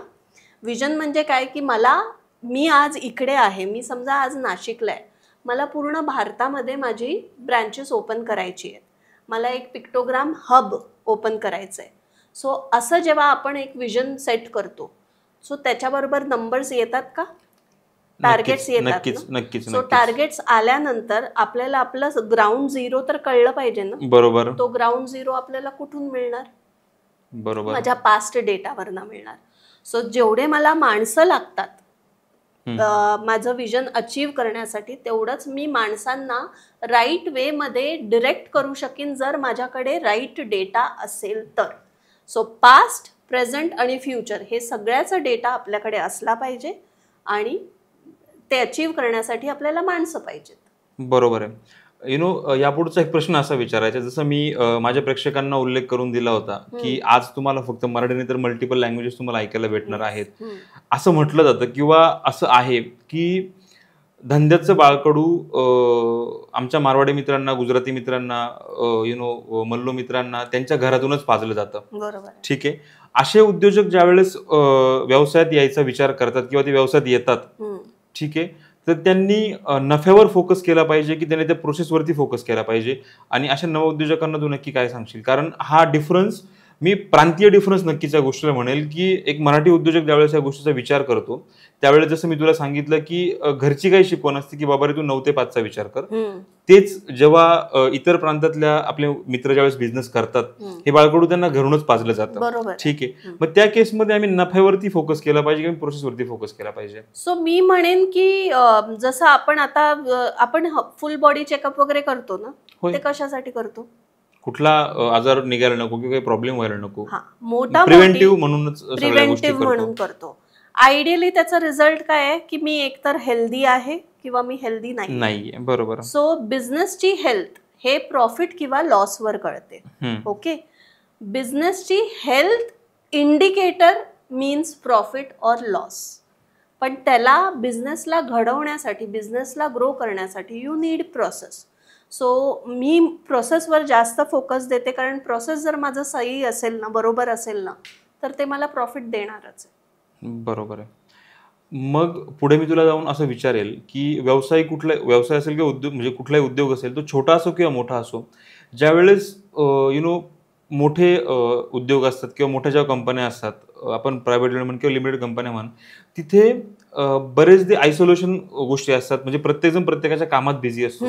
परंतु छोटे जे उद्योजक आहेत जिकडे टीम साईज कमी आहे, जागा कमी आहे, जेव्हा सगळे लोक जेव्हा एकत्र असतात, तर अशा केसमध्ये त्या टीमचा एकमेकांवरती विश्वास असणं, ते तिथलं वातावरण एक चांगलं पॉझिटिव्ह असणं हे कितपत गरजेचं आहे आणि त्याचा नक्की बिझनेसचा फायदा कसा होऊ शकतो? कंपनी मोठी असो की छोटी असो, कंपनीमध्ये राईट कल्चर असणं खूप महत्वाचं आहे. जेव्हा कंपनी एकदम छोटी असते ना, म्हणजे आपण आता घर कुटुंबच बघ ना, घर कुटुंब जर तुझं 200 स्क्वेअर फीट मध्ये घर आहे आणि तुम्ही 6 जण राहतात, तर तुम्ही काय करताय? तुम्ही सगळ्यांच्या लाईफमध्ये टोटली कॉन्ट्रीब्यूट, ढवळाढवळ करताय, कॉन्ट्रीब्यूट करताय, म्हणजे पॉझिटिव्ह बघितलं तर कॉन्ट्रीब्यूट करतोय. मी नक्कीच दोन्ही बाजूने विचार करेल, कारण नाण्याला 2 बाजू असतात. काही ठिकाणी कॉन्ट्रीब्युशन होतं, काही ठिकाणी त्याचे आणि तिकडे गैरफायदे घेतले जातात, भांडणं पण तिकडे सगळ्यात जास्त असतं. अशा वेळेला आपण काय करतो? आपण बोलतो की नाही, आपल्याला आता मोठ्या स्पेस मध्ये जायची वेळ आलेली आहे. बरोबर. सो असंच आपण आपल्या बिझनेसला पण बघू शकतो. जेव्हा ती एकदम छोटी असते ना, त्यावेळेला आपल्याकडे रिसोर्सचे कन्स्ट्रेंट्स असतात. मग अशा वेळेला ते सगळे एकमेकांबरोबर कॉन्ट्रीब्युटिंग स्पिरिटमध्ये काम करणं आणि टीम स्पिरिट खूप जास्त असते. तिकडे ना फॅमिली एन्व्हायरमेंट खूप जास्त असतो. का? कारण आत्तापर्यंतचं अनालिसिस हेच म्हणतं की आपण विश्वासाचेच लोक आणतो. सो मग हे सगळे सेम कल्चरचे असतात बेसिकली. मग तिकडे फॅमिली एन्व्हायरमेंट खूप जास्त होतो. हळूहळू जेव्हा आपल्याला कळायला लागतं की नाही, मार्केटमध्ये काहीतरी वेगळंच डिमांड होतं आहे, आपल्याला प्रोफेशनलिझम आणावं लागणार आहे, आपल्याला अजून हायली केपेबल टीम मेंबर्स आणावे लागतील, मॅनेजर्स आणावे लागतील कॉम्पिटंट, कारण त्यांना मग मॅनेज करता येईल आणि थिंग्स लाईक दॅट. हे जेव्हा प्रवास ते लोक सुरू करतात ना, त्यावेळेला एक प्रोफेशनल कल्चर आपण घडवायला सुरू करतो. पण कॉर्पोरेट म्हणजे स्टार्टअप प्रोफेशनल कल्चर घडवू शकत नाही, हे पण चुकीचं आहे. सो मी तर म्हणेन की तुम्ही डे 1 पासून कॉर्पोरेट कल्चरकडेच लक्ष द्या. फक्त फरक असणार आहे की म्हणजे जेव्हा तू 3 मेंबर बरोबर टीम चालू केलीस, कंपनी चालू केलीस, बरोबर. तेव्हाचं कल्चरमध्ये एक फरक असणार आहे. आणि जेव्हा तू 300 लोकांपर्यंत पोहोचशील तेव्हाचं कल्चरमध्ये नक्कीच फरक असणार आहे. आणि हे ग्रोथ वाईज तुमचे कल्चर शिफ्ट झालेच पाहिजेत. मला असं वाटतं की हे उत्तर देताना मल्टिपल टाइम तू कल्चर हा शब्द वापरलाय. मग त्या कल्चर शब्दाला धरूनच मला तुला पुढचा प्रश्न असा विचारायचा आहे, सकारात्मक वर्क कल्चर जर आपल्याला घडवायचं असेल तर त्या केसमध्ये त्या मॅनेजमेंटचा किती महत्वाचा रोल आहे, त्यांनी काय करावं आणि त्या टीमनेही काय करणं अपेक्षित आहे? मॅनेजमेंटचाच महत्वाचा रोल आहे. तू आता आपलं परत मी फॅमिलीला कनेक्ट करते. सगळ्यात जास्त व्हॅल्यूज तुला म्हणजे चल आपण जर सगळ्या जनरेशन्स ऑफ फॅमिली बरोबर राहत असू, एकत्र कुटुंबामध्ये राहत असतो, सगळ्यात जास्त व्हॅल्यूज तुला कोण शिकवतं? आई वडिलांकडनं, आजी आजोबांकडनं, त्यांच्याच आजी आजोबांकडनं पहिला येतात. येतात. आई वडिलांकडनं तर वेगळ्या वे मध्ये येतात, पण आजी आजोबांकडनं पहिले कल्चर येतात. आता हे आजी आजोबा म्हणजे कोण? तर हे आपले चेअरमॅन्स असतात, हे आपले कंपनीचे फाउंडर्स असतात. ओके. आणि आई वडील पण, म्हणजे मग ते पण एका ग्रोईंग कंपनीमध्ये आई वडिलांचा रोल करणारे ते मॅनेजर्स असतात, लीडर्स असतात, जे ओनरशिपमध्ये काम करतात, जे पगार आणतात and things like that. So मी तुला असं म्हणेन की अगेन कल्चरला आपण जर म्हणजे कशाबरोबर कनेक्ट करायचं असेल तर मी म्हणेन की if you focus on people you will attract problems. आणि कल्चर म्हणजे प्रॉब्लेमॅटिक कंपनीजमधलं कल्चर काय असतं? खूप नेगेटिव्ह होतं.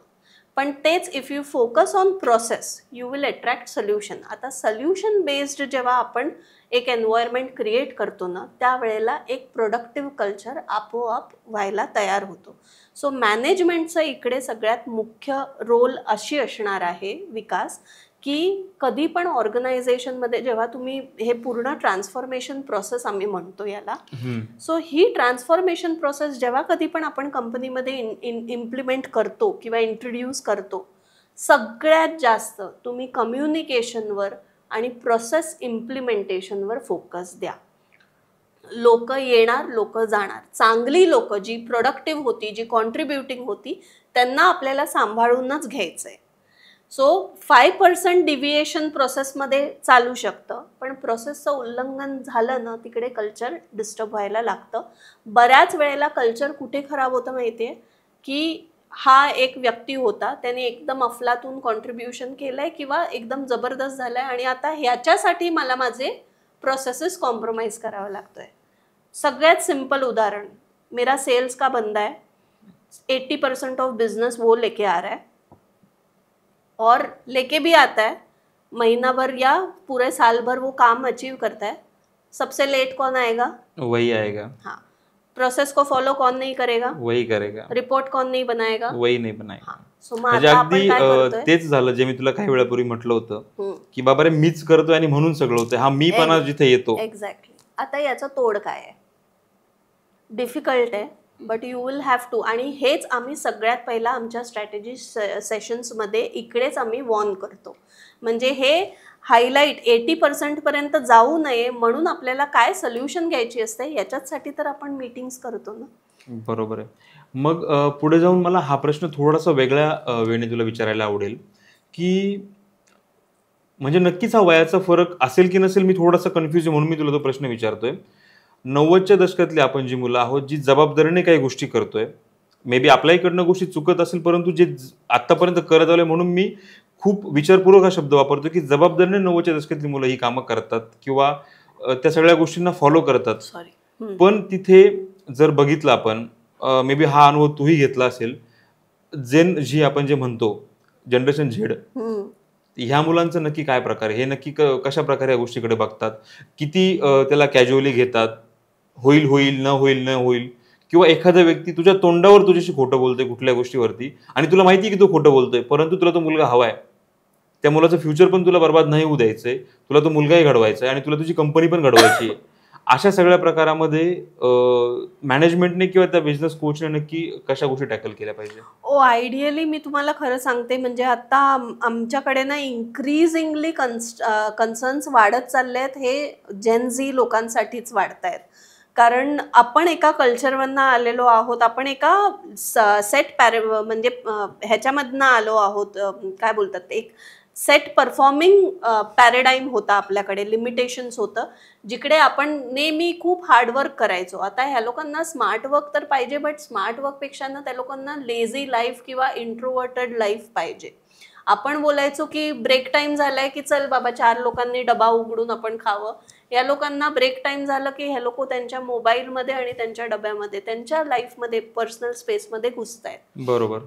दे don't feel connected, they don't want to connect. आणि या लोकांना आपल्याला कसं टॅकल करायचं आहे, तर आपल्याला त्यांच्या लाईफमध्ये एंटर करावं लागेल. तर आपल्यासारखे छोटे सोडा, पण नोकरी, लिंक्डइन असे मोठे मोठे ऑर्गनायझेशन्सनी यांच्यावर सर्वे केलेत, फेसबुक अँड ऑल. आणि या लोकांनी जेव्हा सर्वे केलेत तेव्हा असे एक एक हे अनालिसिस बाहेर आलेत ना, 67% of Gen Z category people, they want an absolute balanced life with ownership and responsibility. तुम्ही ओनरशिप पण द्या, तुम्ही रिस्पॉन्सिबिलिटी पण द्या, पण मी वर्क लाईफ बॅलन्स घेणार बाबा, मी माझा जिमला जाणार ते जाणार. म्हणजे काय की आता आपलं जे सकाळी 7 ते रात्री 10चं कल्चर होतं ना, आता जर तुमच्याकडे जेन झी मध्ये जर परफॉर्मिंग लीडर्स आले, तर आता आपल्याला समजून घ्यायचंय की बाबा हा तुझ्याकडे 10 ते 7 मध्येच काम करेल, पण तो ते आणून देईल आणि तो जिमला पण जाणार, आणि जिमला गेल्यानंतर तो फोन उचलणार नाही. सो हे सगळं जे आहे ना, this is a generation shift which we have to understand, we the owners have to understand. आणि आपण जर त्यांच्या विश्वात गेलो ना, त्यांना काय पाहिजे ते आपल्याला कळलं ना, तर मग आपल्याला ते त्यांना देताना जास्त कठीण नाही वाटणार. आपण काय करतोय की नाही, मैंने 7 बजे आया था ना और मैं रात को 10 बजे करता था ना, तो they should also do, they are not going to do. पण ह्याच माझ्या जनरेशनच्या मित्रांबद्दल मला एक पॉझिटिव्ह गोष्टही सांगायला आवडेल की ते त्यांच्या कामात ना, म्हणजे तू जे 10 ते 7चा जो उल्लेख केला, त्या 10 ते 7 मध्ये ते कामात बाप असतात, बाकी 7 नंतर मी आणि माझं आयुष्य, मला डिस्टर्बन्स नको, हा जो प्रकार आहे. तर अशा सगळ्या मित्रांसाठी मला तुझा एक अनुभव तू शेअर करा. मला असं वाटतं, जिकडे तू हे सगळं काम सुरू केल्यानंतर प्रत्येक गोष्टीचा एक सॅच्युरेशन पॉईंट असते, ठीक आहे. असं कधी झालं की मला आता कंटाळा आलाय, मला नकोय, म्हणजे ट्रेनिंग किंवा कोचिंग मध्ये रसच नाही उरलाय, असं सगळं तुला वाटलंय, पण त्या दरम्यान तुला कोणीतरी मार्गदर्शन करते आणि तुला पुन्हा तुझ्या ट्रॅकवरती आणते आणि तू परत ती गाडी सुरू करते, असा काही प्रसंग आहे का? ट्रेनिंग आणि कोचिंगला देवाच्या कृपेने कधीच कंटाळली नव्हती. आणि कधीच देव करू की, म्हणजे मी हे माझं विजन माझ्या पार्टनर्सला पण सांगितलंय आणि आता जगाला सांगायला आवडेल की मला माझं अंत किंवा माझं जे अंतिम संस्कार जे असेल ना, ते सगळं माझ्या कंपनीमध्ये करा. म्हणजे मी एपिक RRC म्हणून एक इन्स्टिट्यूट घडवणार आहे, तर माझं तिकडे झालं पाहिजे आणि मी शेवटपर्यंत काम करत राहिली पाहिजे, हे माझं विजन आहे आणि याच्यावर मी काम करते आहे आणि मला हे करत राहायला आवडेल. पण हो, लाईफमध्ये सेटबॅक्स भरपूर होते, कारण आपण ना एकच लाईफ जगतो आणि त्याच्यामध्येच आपल्याला आपलं पॅशन पण अचीव्ह करायचं आहे आणि आपल्याला आपलं फॅमिलीला पण सांभाळायचं आहे. आपल्या फॅमिलीमध्ये सगळे येतात, आपले आई वडील, मुलं, सगळे नातेवाईक. सो ते सगळं मॅनेज करताना भरपूर सेटबॅक्स आलेत, भरपूर जणांनी मला साथ दिली आहे, मला स्ट्रेंथ दिली आहे आणि they have just been there to help me to bring the best out of me. So हे सगळं होत राहतं. मी तेच बोलली ना की पॅशन पाहिजे, तो किडा पाहिजे, मग लाईफ इज सेट. खूप सुंदर पद्धतीने ही गोष्ट तू समजावून सांगितली श्वेताली.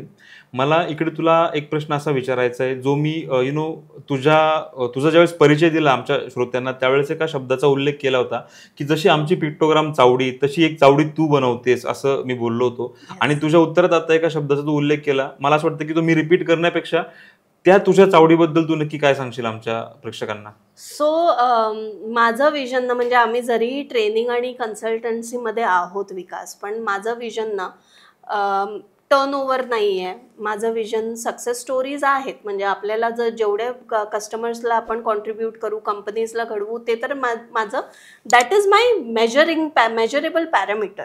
सो ते तर विजन आहे, टार्गेट. पण त्याचबरोबर ना मला लाईफमध्ये असं वाटतं की आपण जगाला काहीतरी देऊन जावं. सो मी हे कॉन्सेप्ट समजवताना मी तुला फक्त एक प्रश्न विचारते विकास, की जेव्हा एक साधारण माणूस, तू आणि मी, म्हणजे आपण 25 वर्षाचा विकास, ओके, तुझ्या लाईफमध्ये काही प्रॉब्लेम होता, तर तू कोणाकडे गेलास?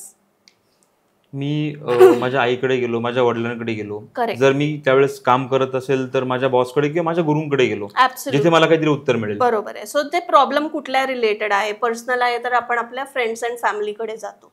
आता तो प्रॉब्लेम ना फ्रेंड्स अँड फॅमिली पण सॉल्व्ह नाही करू शकत. मग अशा वेळेला आपण कोणाकडे जातो, तर ऑफकोर्स तुझे मेंटॉर्स असणार, तुझे गुरु असणार, त्यांच्याकडे जातो. तिथून पण प्रॉब्लेम सॉल्व्ह नाही होत. मग आता काय होतं, तर आता हे मेंटॉर बोलतात की बाबा आता तुला थोडेसे पैसे द्यावे लागतील आणि प्रोफेशनल कन्सल्टन्सी घे. आता आपण प्रोफेशनल कन्सल्टंट्सकडे पण जातो. तिथूनही जेव्हा प्रॉब्लेम सॉल्व्ह नाही होत ना, तेव्हा आपल्याकडे फक्त 2 रस्ते असतात, 2 मार्ग असतात. एक, आपण मंदिरात जातो किंवा आपण नेचरमध्ये जातो. बरोबर. तर माझा प्रश्न एकदम साधा आहे, एंटरप्रेन्योर किधर जाएगा? ऐसी जगह होनी चाहिए जहाँ पे मंदिर, नेचर, उसके गुरु, उसके मेंटर सब एक जगह हो. Exactly. शायद वहाँ पे उसको सब सोल्यूशन मिले. सो एपिक RRC ती आम्ही एक अशी मंदिर किंवा एक असं नेचर बनवायचा प्रयत्न करतो आहोत, जिथे एंटरप्रेन्योर ना कि सिर्फ उसका बिजनेस का प्रॉब्लम लेके आएगा, लेकिन mentally, emotionally, spiritually, financially, entrepreneurially जर कुठेही तो अडकला असेल ना, he will just come to that. म्हणजे ती त्याचं माझं माहेर, म्हणजे एंटरप्रेन्योरचं माहेर इज एपिक RRC. म्हणजे ही माहेर शब्द ऐकल्यानंतर मला खरं तर हसायला यासाठी आलं की आतापर्यंत माहेर फक्त स्त्रियांचंच ऐकलं होतं, परंतु एंटरप्रेन्योरला पण माहेर पाहिजे आणि तो तिकडे जाऊन मनमोकळा हलका होऊ शकला पाहिजे. ही कन्सेप्ट जर तुम्ही घेऊन येतायत तर काय बोलावं नक्की यावर? एक्झॅक्टली. आणि मी याच्यावर अजून एक ॲड करते की मी खूप आधी माझ्या गुरूंकडनं शिकली होती की ज्या दिवशी एक बिझनेसमॅन त्याच्या कंपनीला घडवतो, त्या दिवशी तो कंपनीला जन्म देतो, तो आई बनतो. सो त्यामुळे आम्ही हे माहेर पण त्यांच्याबरोबर कनेक्ट केलंय की खूप सुंदर. त्यांना पण पाहिजे ना. आता बाळाला काही झालं की सगळ्यात पहिला फोन कोणाला जातो? आई. काय करायचं? सो आपण पण त्या आईकडे गेलो पाहिजे. सो आम्हाला ते एक माहेर किंवा एक मंदिर किंवा एक नेचर पूर्ण दुनियेला देऊन जायचंय. And that is epic reinforcement and rejuvenation centre. म्हणजे अशा असंख्य उद्योजकांना ज्यांना तुम्ही घडवलंय, या उद्योजकांच्या मातेला मला असं वाटतं की पिक्टोग्राम चावडी मनपूर्वक सलाम करते. आणि यासोबतच तुम्हाला पुढचा एक प्रश्न असा विचारतोय, जी माहिती मला इपिक बद्दल आहे किंवा जेवढं मी तुला ओळखतो आणि जेवढं मी इपिकला ओळखतो, इपिक ही सिंगल एंटिटी नाही, ठीक आहे. तिकडे तुम्ही पार्टनर्स आहात. त्याचा उल्लेख करण्या अगोदर मला रेफरन्स पुन्हा आपल्या गुरूंचाच द्यायला आवडेल की जिथे बसून मला ज्यांच्या केबिनच्या बाहेर बसून मी गेली कित्येक वर्ष काम करतो आणि ज्या वेळेस एक सवय अशी होती की केबिनच्या बाहेर नाव बघितलं की तिकडे फाउंडर असावं, को फाउंडर असावं किंवा डिरेक्टर असावं, मॅनेजिंग डिरेक्टर अशी नावं असावी. परंतु आपण आपल्या गुरूंच्या केबिनवरती किंवा त्यांच्या डोरवरती नेहमी एक नाव आपण बघत आलो की फायर अँड आईस. ठीक आहे. म्हणजे एकाने फटके दिले की दुसऱ्याने सांभाळून घ्यायचा, असा तो प्रकार व्हायचा. ठीक आहे. ह्या 2 भावविश्व होते, ठीक आहे, जे अजूनही तसेच आहेत मला असं वाटतं. आणि ते अनादी काळापर्यंत चिरंकाळ ते तसेच राहतील. तसंच कुठेतरी मला तुमच्यात पण एक गोष्ट जाणवते. ठीक आहे. लहानपणी शाळेत असताना एक गोष्ट होती, ससा आणि कासवाची. म्हणजे कासव जर स्लो चालत असेल तर तो स्लो चालून पण जिंकत होता, कारण ससा झोपून घ्यायचा. ठीक आहे. मग सेकंड केसमध्ये सशाने ठरवलं की मला जिंकायचंय आणि म्हणून तो पळत गेला आणि तो जिंकला. करेक्ट. पण एक वेळ अशी आली जेव्हा त्यांना असं वाटलं की बाबा रे, ससा आणि कासव दोघंही जिंकले पाहिजे, कारण ती रेस अशी होती, जमिनीवर पळायचंय, त्यानंतर तुम्हाला एक नदी असणार, ती नदी क्रॉस करायची आणि पुन्हा जमिनीवर जाऊन मग तो टप्पा पार करायचा आहे.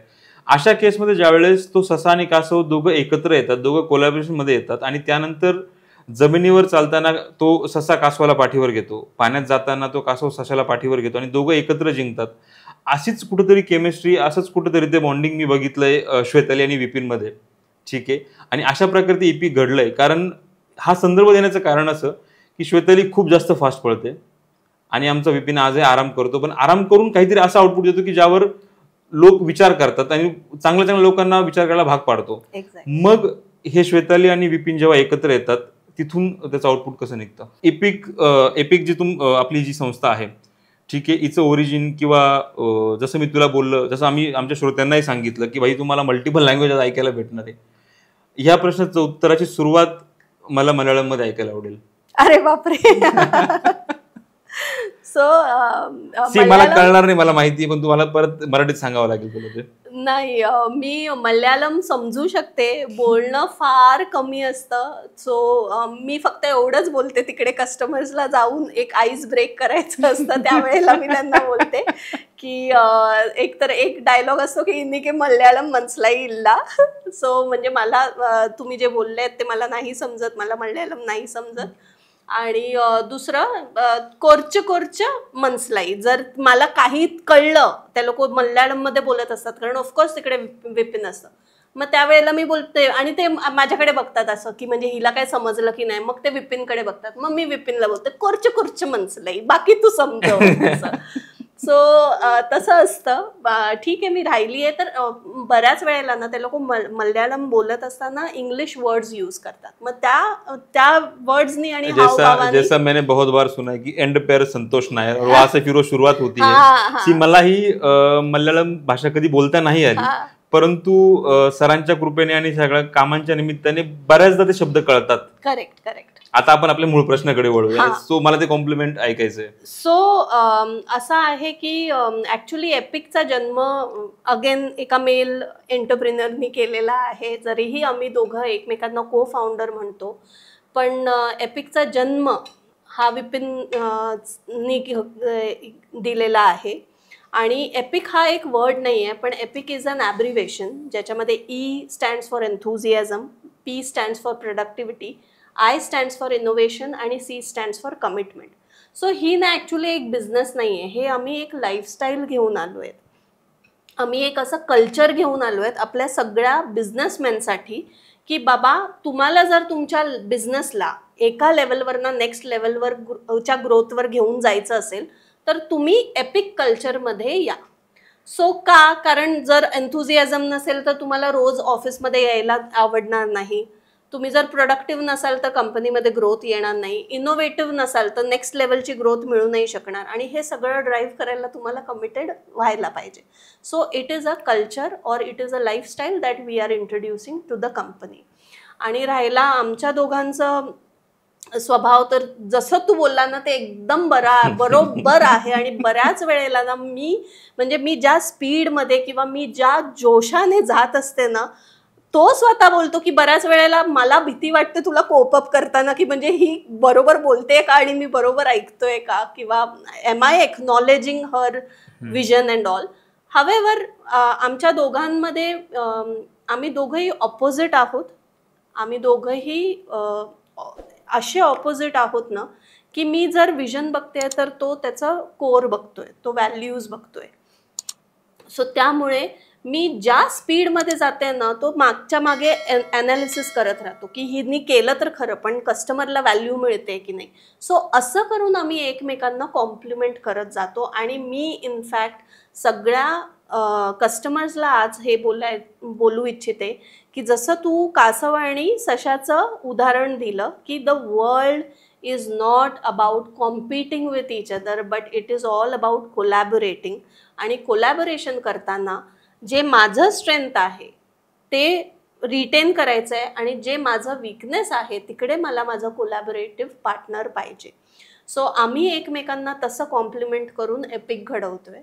He has given me the leadership to run the business, whereas I have given him the ownership to create the right culture in the company. So he is the one who is building the culture, who is creating the content for Epic. आणि मला असं वाटतं की पुन्हा सगळ्या चर्चेचा जो मूळ गाभा आहे किंवा जो सेंटर पॉइंट आहे तो कल्चरवरच येऊन थांबला. Absolute. आणि कल्चर आणि ते लोकच हवेत जिथे या सगळ्या गोष्टी घडून येतील. श्वेतल, ही चर्चा मला असं वाटतं की गेली 1 तास आपले श्रोते आपल्याला ऐकताय. मला असं वाटतं 1 तासापेक्षा जास्त वेळ झालाय आणि ही चर्चा संपूच नाही असं वाटतं, परंतु प्रत्येक गोष्टीला कुठेतरी थांबावं लागतं, कुठेतरी थांबणं गरजेचं असतं, काही अंत असावा लागतो. म्हणून जाता जाता शेवटचा माझ्या प्रेक्षकांच्या नजरेतून मला एक प्रश्न तुला असा विचारायचा आहे की मान्य आपण शिकलो, आपण अनुभव घेतला, आपण स्वतःची कंपनी सुरू केली, परंतु असा कुठेतरी एखादा असा प्रसंग असा तुझ्या नजरेत किंवा तुझ्या डोळ्यात आलाय का की ज्यावेळेस अगदीच डोळे भरून आलेत, मला काहीच नको आणि मला फक्त मी हवी आहे, असं काही घडलंय का? असा जर प्रसंग असेल तर नक्कीच मला तो ऐकायला आणि आमच्या श्रोत्यांना ऐकायला आवडेल. कारण आत्ताच्या जनरेशनची जी मुलं आहेत ती जसं तू म्हटली की 10 ते 7च काम करतात, परंतु खूप जास्त इमोशनल ट्रॉमामधून आजची मुलं जात आहेत, ज्यांना खूप काही बोलायचं पण ऐकायलाच कोणी नाहीये. करेक्ट. आणि अशा मुलांसाठी काही तू सांगू शकशील का तुझ्या त्या प्रसंगामधनं? सो येस, मला नक्कीच सांगावं. आणि एकदा नाही आहे बाबा, माझ्याकडे तर दर महिन्याला पण असू शकतं किंवा तुम्ही माझ्यापेक्षा जास्त तू विपिनला विचार की किती वेळा हिचे डोळे भरून आले असतील खरे. पण ते डोळे भरून का येतात माहिती आहे? कारण आपण आपल्या कंपनीला आपलं बाळ म्हणून मोठं करतो आणि आपल्या बाळाला जेव्हा कधी पण त्रास झाला की सगळ्यात पहिला म्हणजे गिरता वो है चोट यहाँ पे लगती है, आंखों से आंसू यहाँ पे आते हैं. सो ते एक हे आहे, ते रिॲक्शन असतं. पण आजच्या जनरेशनला मी नक्कीच सांगू इच्छिते, कारण ते लोक ना अशा लेवलमध्ये म्हणजे एका अशा एन्व्हायरमेंटमध्ये वाढत आहेत ना विकास, जिकडे they might not have their best friends, have any best friends. Forget about आपले तर पूर्ण गँग असायची. आपण पिकनिकला जायचं आहे तर आपण 5-50 लोकांना घेऊन जायचो आणि ते 5-50 आपले बेस्ट फ्रेंड असायचे. त्याच्यातून 4-5 आपले खास, त्याच्यातून एक आपलं एकदम बड्डी असा. पण मला असं वाटतं की आत्ताच्या जनरेशनमध्ये 5-50 सोड, 5 पण नाही, 1 पण नाही राहिलाय आणि सगळ्यांचा मित्र तो मोबाईल झालाय, ते व्हर्च्युअल जग झालंय आणि तिकडे त्या व्हर्च्युअल लाईफमुळे कुठेतरी इमोशनल इम्बॅलन्स व्हायला लागलाय आणि त्याचा परिणाम तुमच्या व्यवसायावर असेल किंवा जिकडे तुम्ही काम करतायत त्या गोष्टीवर असेल. म्हणजे बरेचसे मुलं मी असे बघितलेत, कामात बाप आहेत पण मोबाईलने त्यांना खाऊन टाकलंय. एक्झॅक्टली. आणि हे जे चॅलेंज आहे ना ते पूर्ण जगभरात आहे विकास. आणि याचं सगळ्यात बेस्ट थिंग म्हणजे बेस्ट प्रॅक्टिस, जर आपल्याला बेस्ट सोल्युशन काढायचं असेल तर मी तर म्हणते की हे आपल्याला पूर्ण म्हणजे आपल्या पूर्ण एंटरप्रेन्युअर समाजाला एकत्र येऊन आपल्याला या यंग जनरेशनला मेंटॉरशिप देणं खूप गरजेचं आहे. आणि आम्ही ॲक्च्युली 2 वर्षानंतर म्हणजे 2026च्या एंडमध्ये आम्ही स्टार्टअप कम्युनिटी आणि यंग जनरेशन्स एपिकच्या माध्यमातून आम्ही त्यांना फ्री मेंटॉरशिप देण्याचा पूर्ण प्रयत्न करतो आहोत त्याच्यावर. आणि 2 वर्ष का घेतोय माहिती आहे? कारण आम्हाला त्यांच्या आयुष्यात घुसायचं आहे. म्हणजे उगाचच आपण जे गुगलवर अवेलेबल आहे त्या स्टडीच्या बेसिसवर आपण करणार नाही आहोत. बरोबर.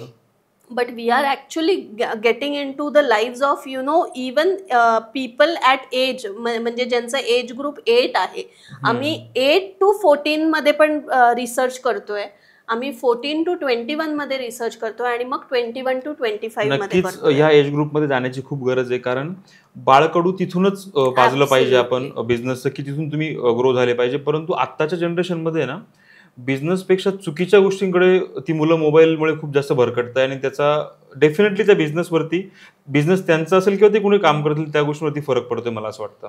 हे तर आपलं सोशल रिस्पॉन्सिबिलिटी राहत आहे विकास. जेवढा आपण एंटरप्रिन्युअर कम्युनिटीला प्रमोट करू ना की मोबाईलचे दुष्परिणाम आपल्या यंग जनरेशनवर, यंग एम्प्लॉईजवर कसे हावी होत आहेत आणि त्याच्यासाठी आपण राईट कल्चर किंवा प्रोडक्टिव्ह कल्चर आपल्या कंपनीमध्ये कसं द्यावं याच्यावर जर आपण कोचिंग वगैरे फोकस केलं, जे आम्ही तरी करतो. आम्ही एपिकमध्ये हे सगळ्या जनरेशनला प्रत्येक व्यक्ती आमच्यासाठी महत्त्वाचा असतो आणि म्हणूनच आम्ही याला पर्सनलाइज्ड कोचिंग म्हणतो किंवा पर्सनलाइज्ड कन्सल्टेशन सेशन्स म्हणतो.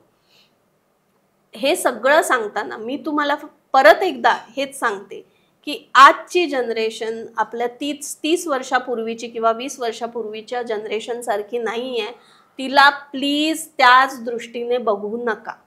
सगळ्यात पहिला change your vision towards the young generation. They want 9 to 5 job. Be brave and courageous enough to give people that 9 to 5 job, but with productivity. Daily productivity measure झाली पाहिजे आणि सगळं केलं पाहिजे. आपल्याला हे कल्चरल शिफ्ट लवकरात लवकर करावं लागणार. Only then we will be able to address and acknowledge this generation. मला असं वाटतं की आमच्या सगळ्या मित्रांना, सगळ्या मैत्रिणींना तुझ्या या चर्चेतून बऱ्याचशा प्रश्नांची उत्तरं मिळाली आहेत. परंतु हा जो शेवटी जो तू मुद्दा मांडला हा अगेन एक खूप मोठा चर्चेचा विषय आहे आणि त्यानिमित्ताने आपण चावडीवरती पुन्हा एकदा भेटूच. परंतु आमच्या सगळ्या श्रोत्यांच्या मागणीला मान देऊन त्यांच्या विषयांना धरून जी चर्चा आज आपण घडवून आणली त्याबद्दल तुझे मनपूर्वक आभार. आणि मित्रांनो, जसं आपण आतापर्यंत श्रोत्यांना ऐकलं आणि तुमच्याच मागणीतून जसं आपण बिझनेसवरती बोलावं, तुमची जी मागणी ती पूर्ण करत आज आपण श्वेताली यांना आपल्या चावडीवरती बोलावलं. याचप्रमाणे तुम्हाला पुढे चावडीवरती कुणाला ऐकायला आवडेल, कुठले प्रसंग तुम्हाला, कुठल्या गप्पा तुम्हाला ऐकायला आवडतील, काय शिकायला आवडेल, याबद्दल नक्कीच कमेंट बॉक्समध्ये आम्हाला कळवा. आणि हो, हे कळवत असताना आजचा एपिसोड कसा वाटला, तुम्हाला तुमच्या प्रश्नांची उत्तरं मिळाली की नाही, त्यातून तुम्ही काही शिकले की नाही, हे नक्की आम्हाला कळवा. तुर्तास थांबतो. धन्यवाद.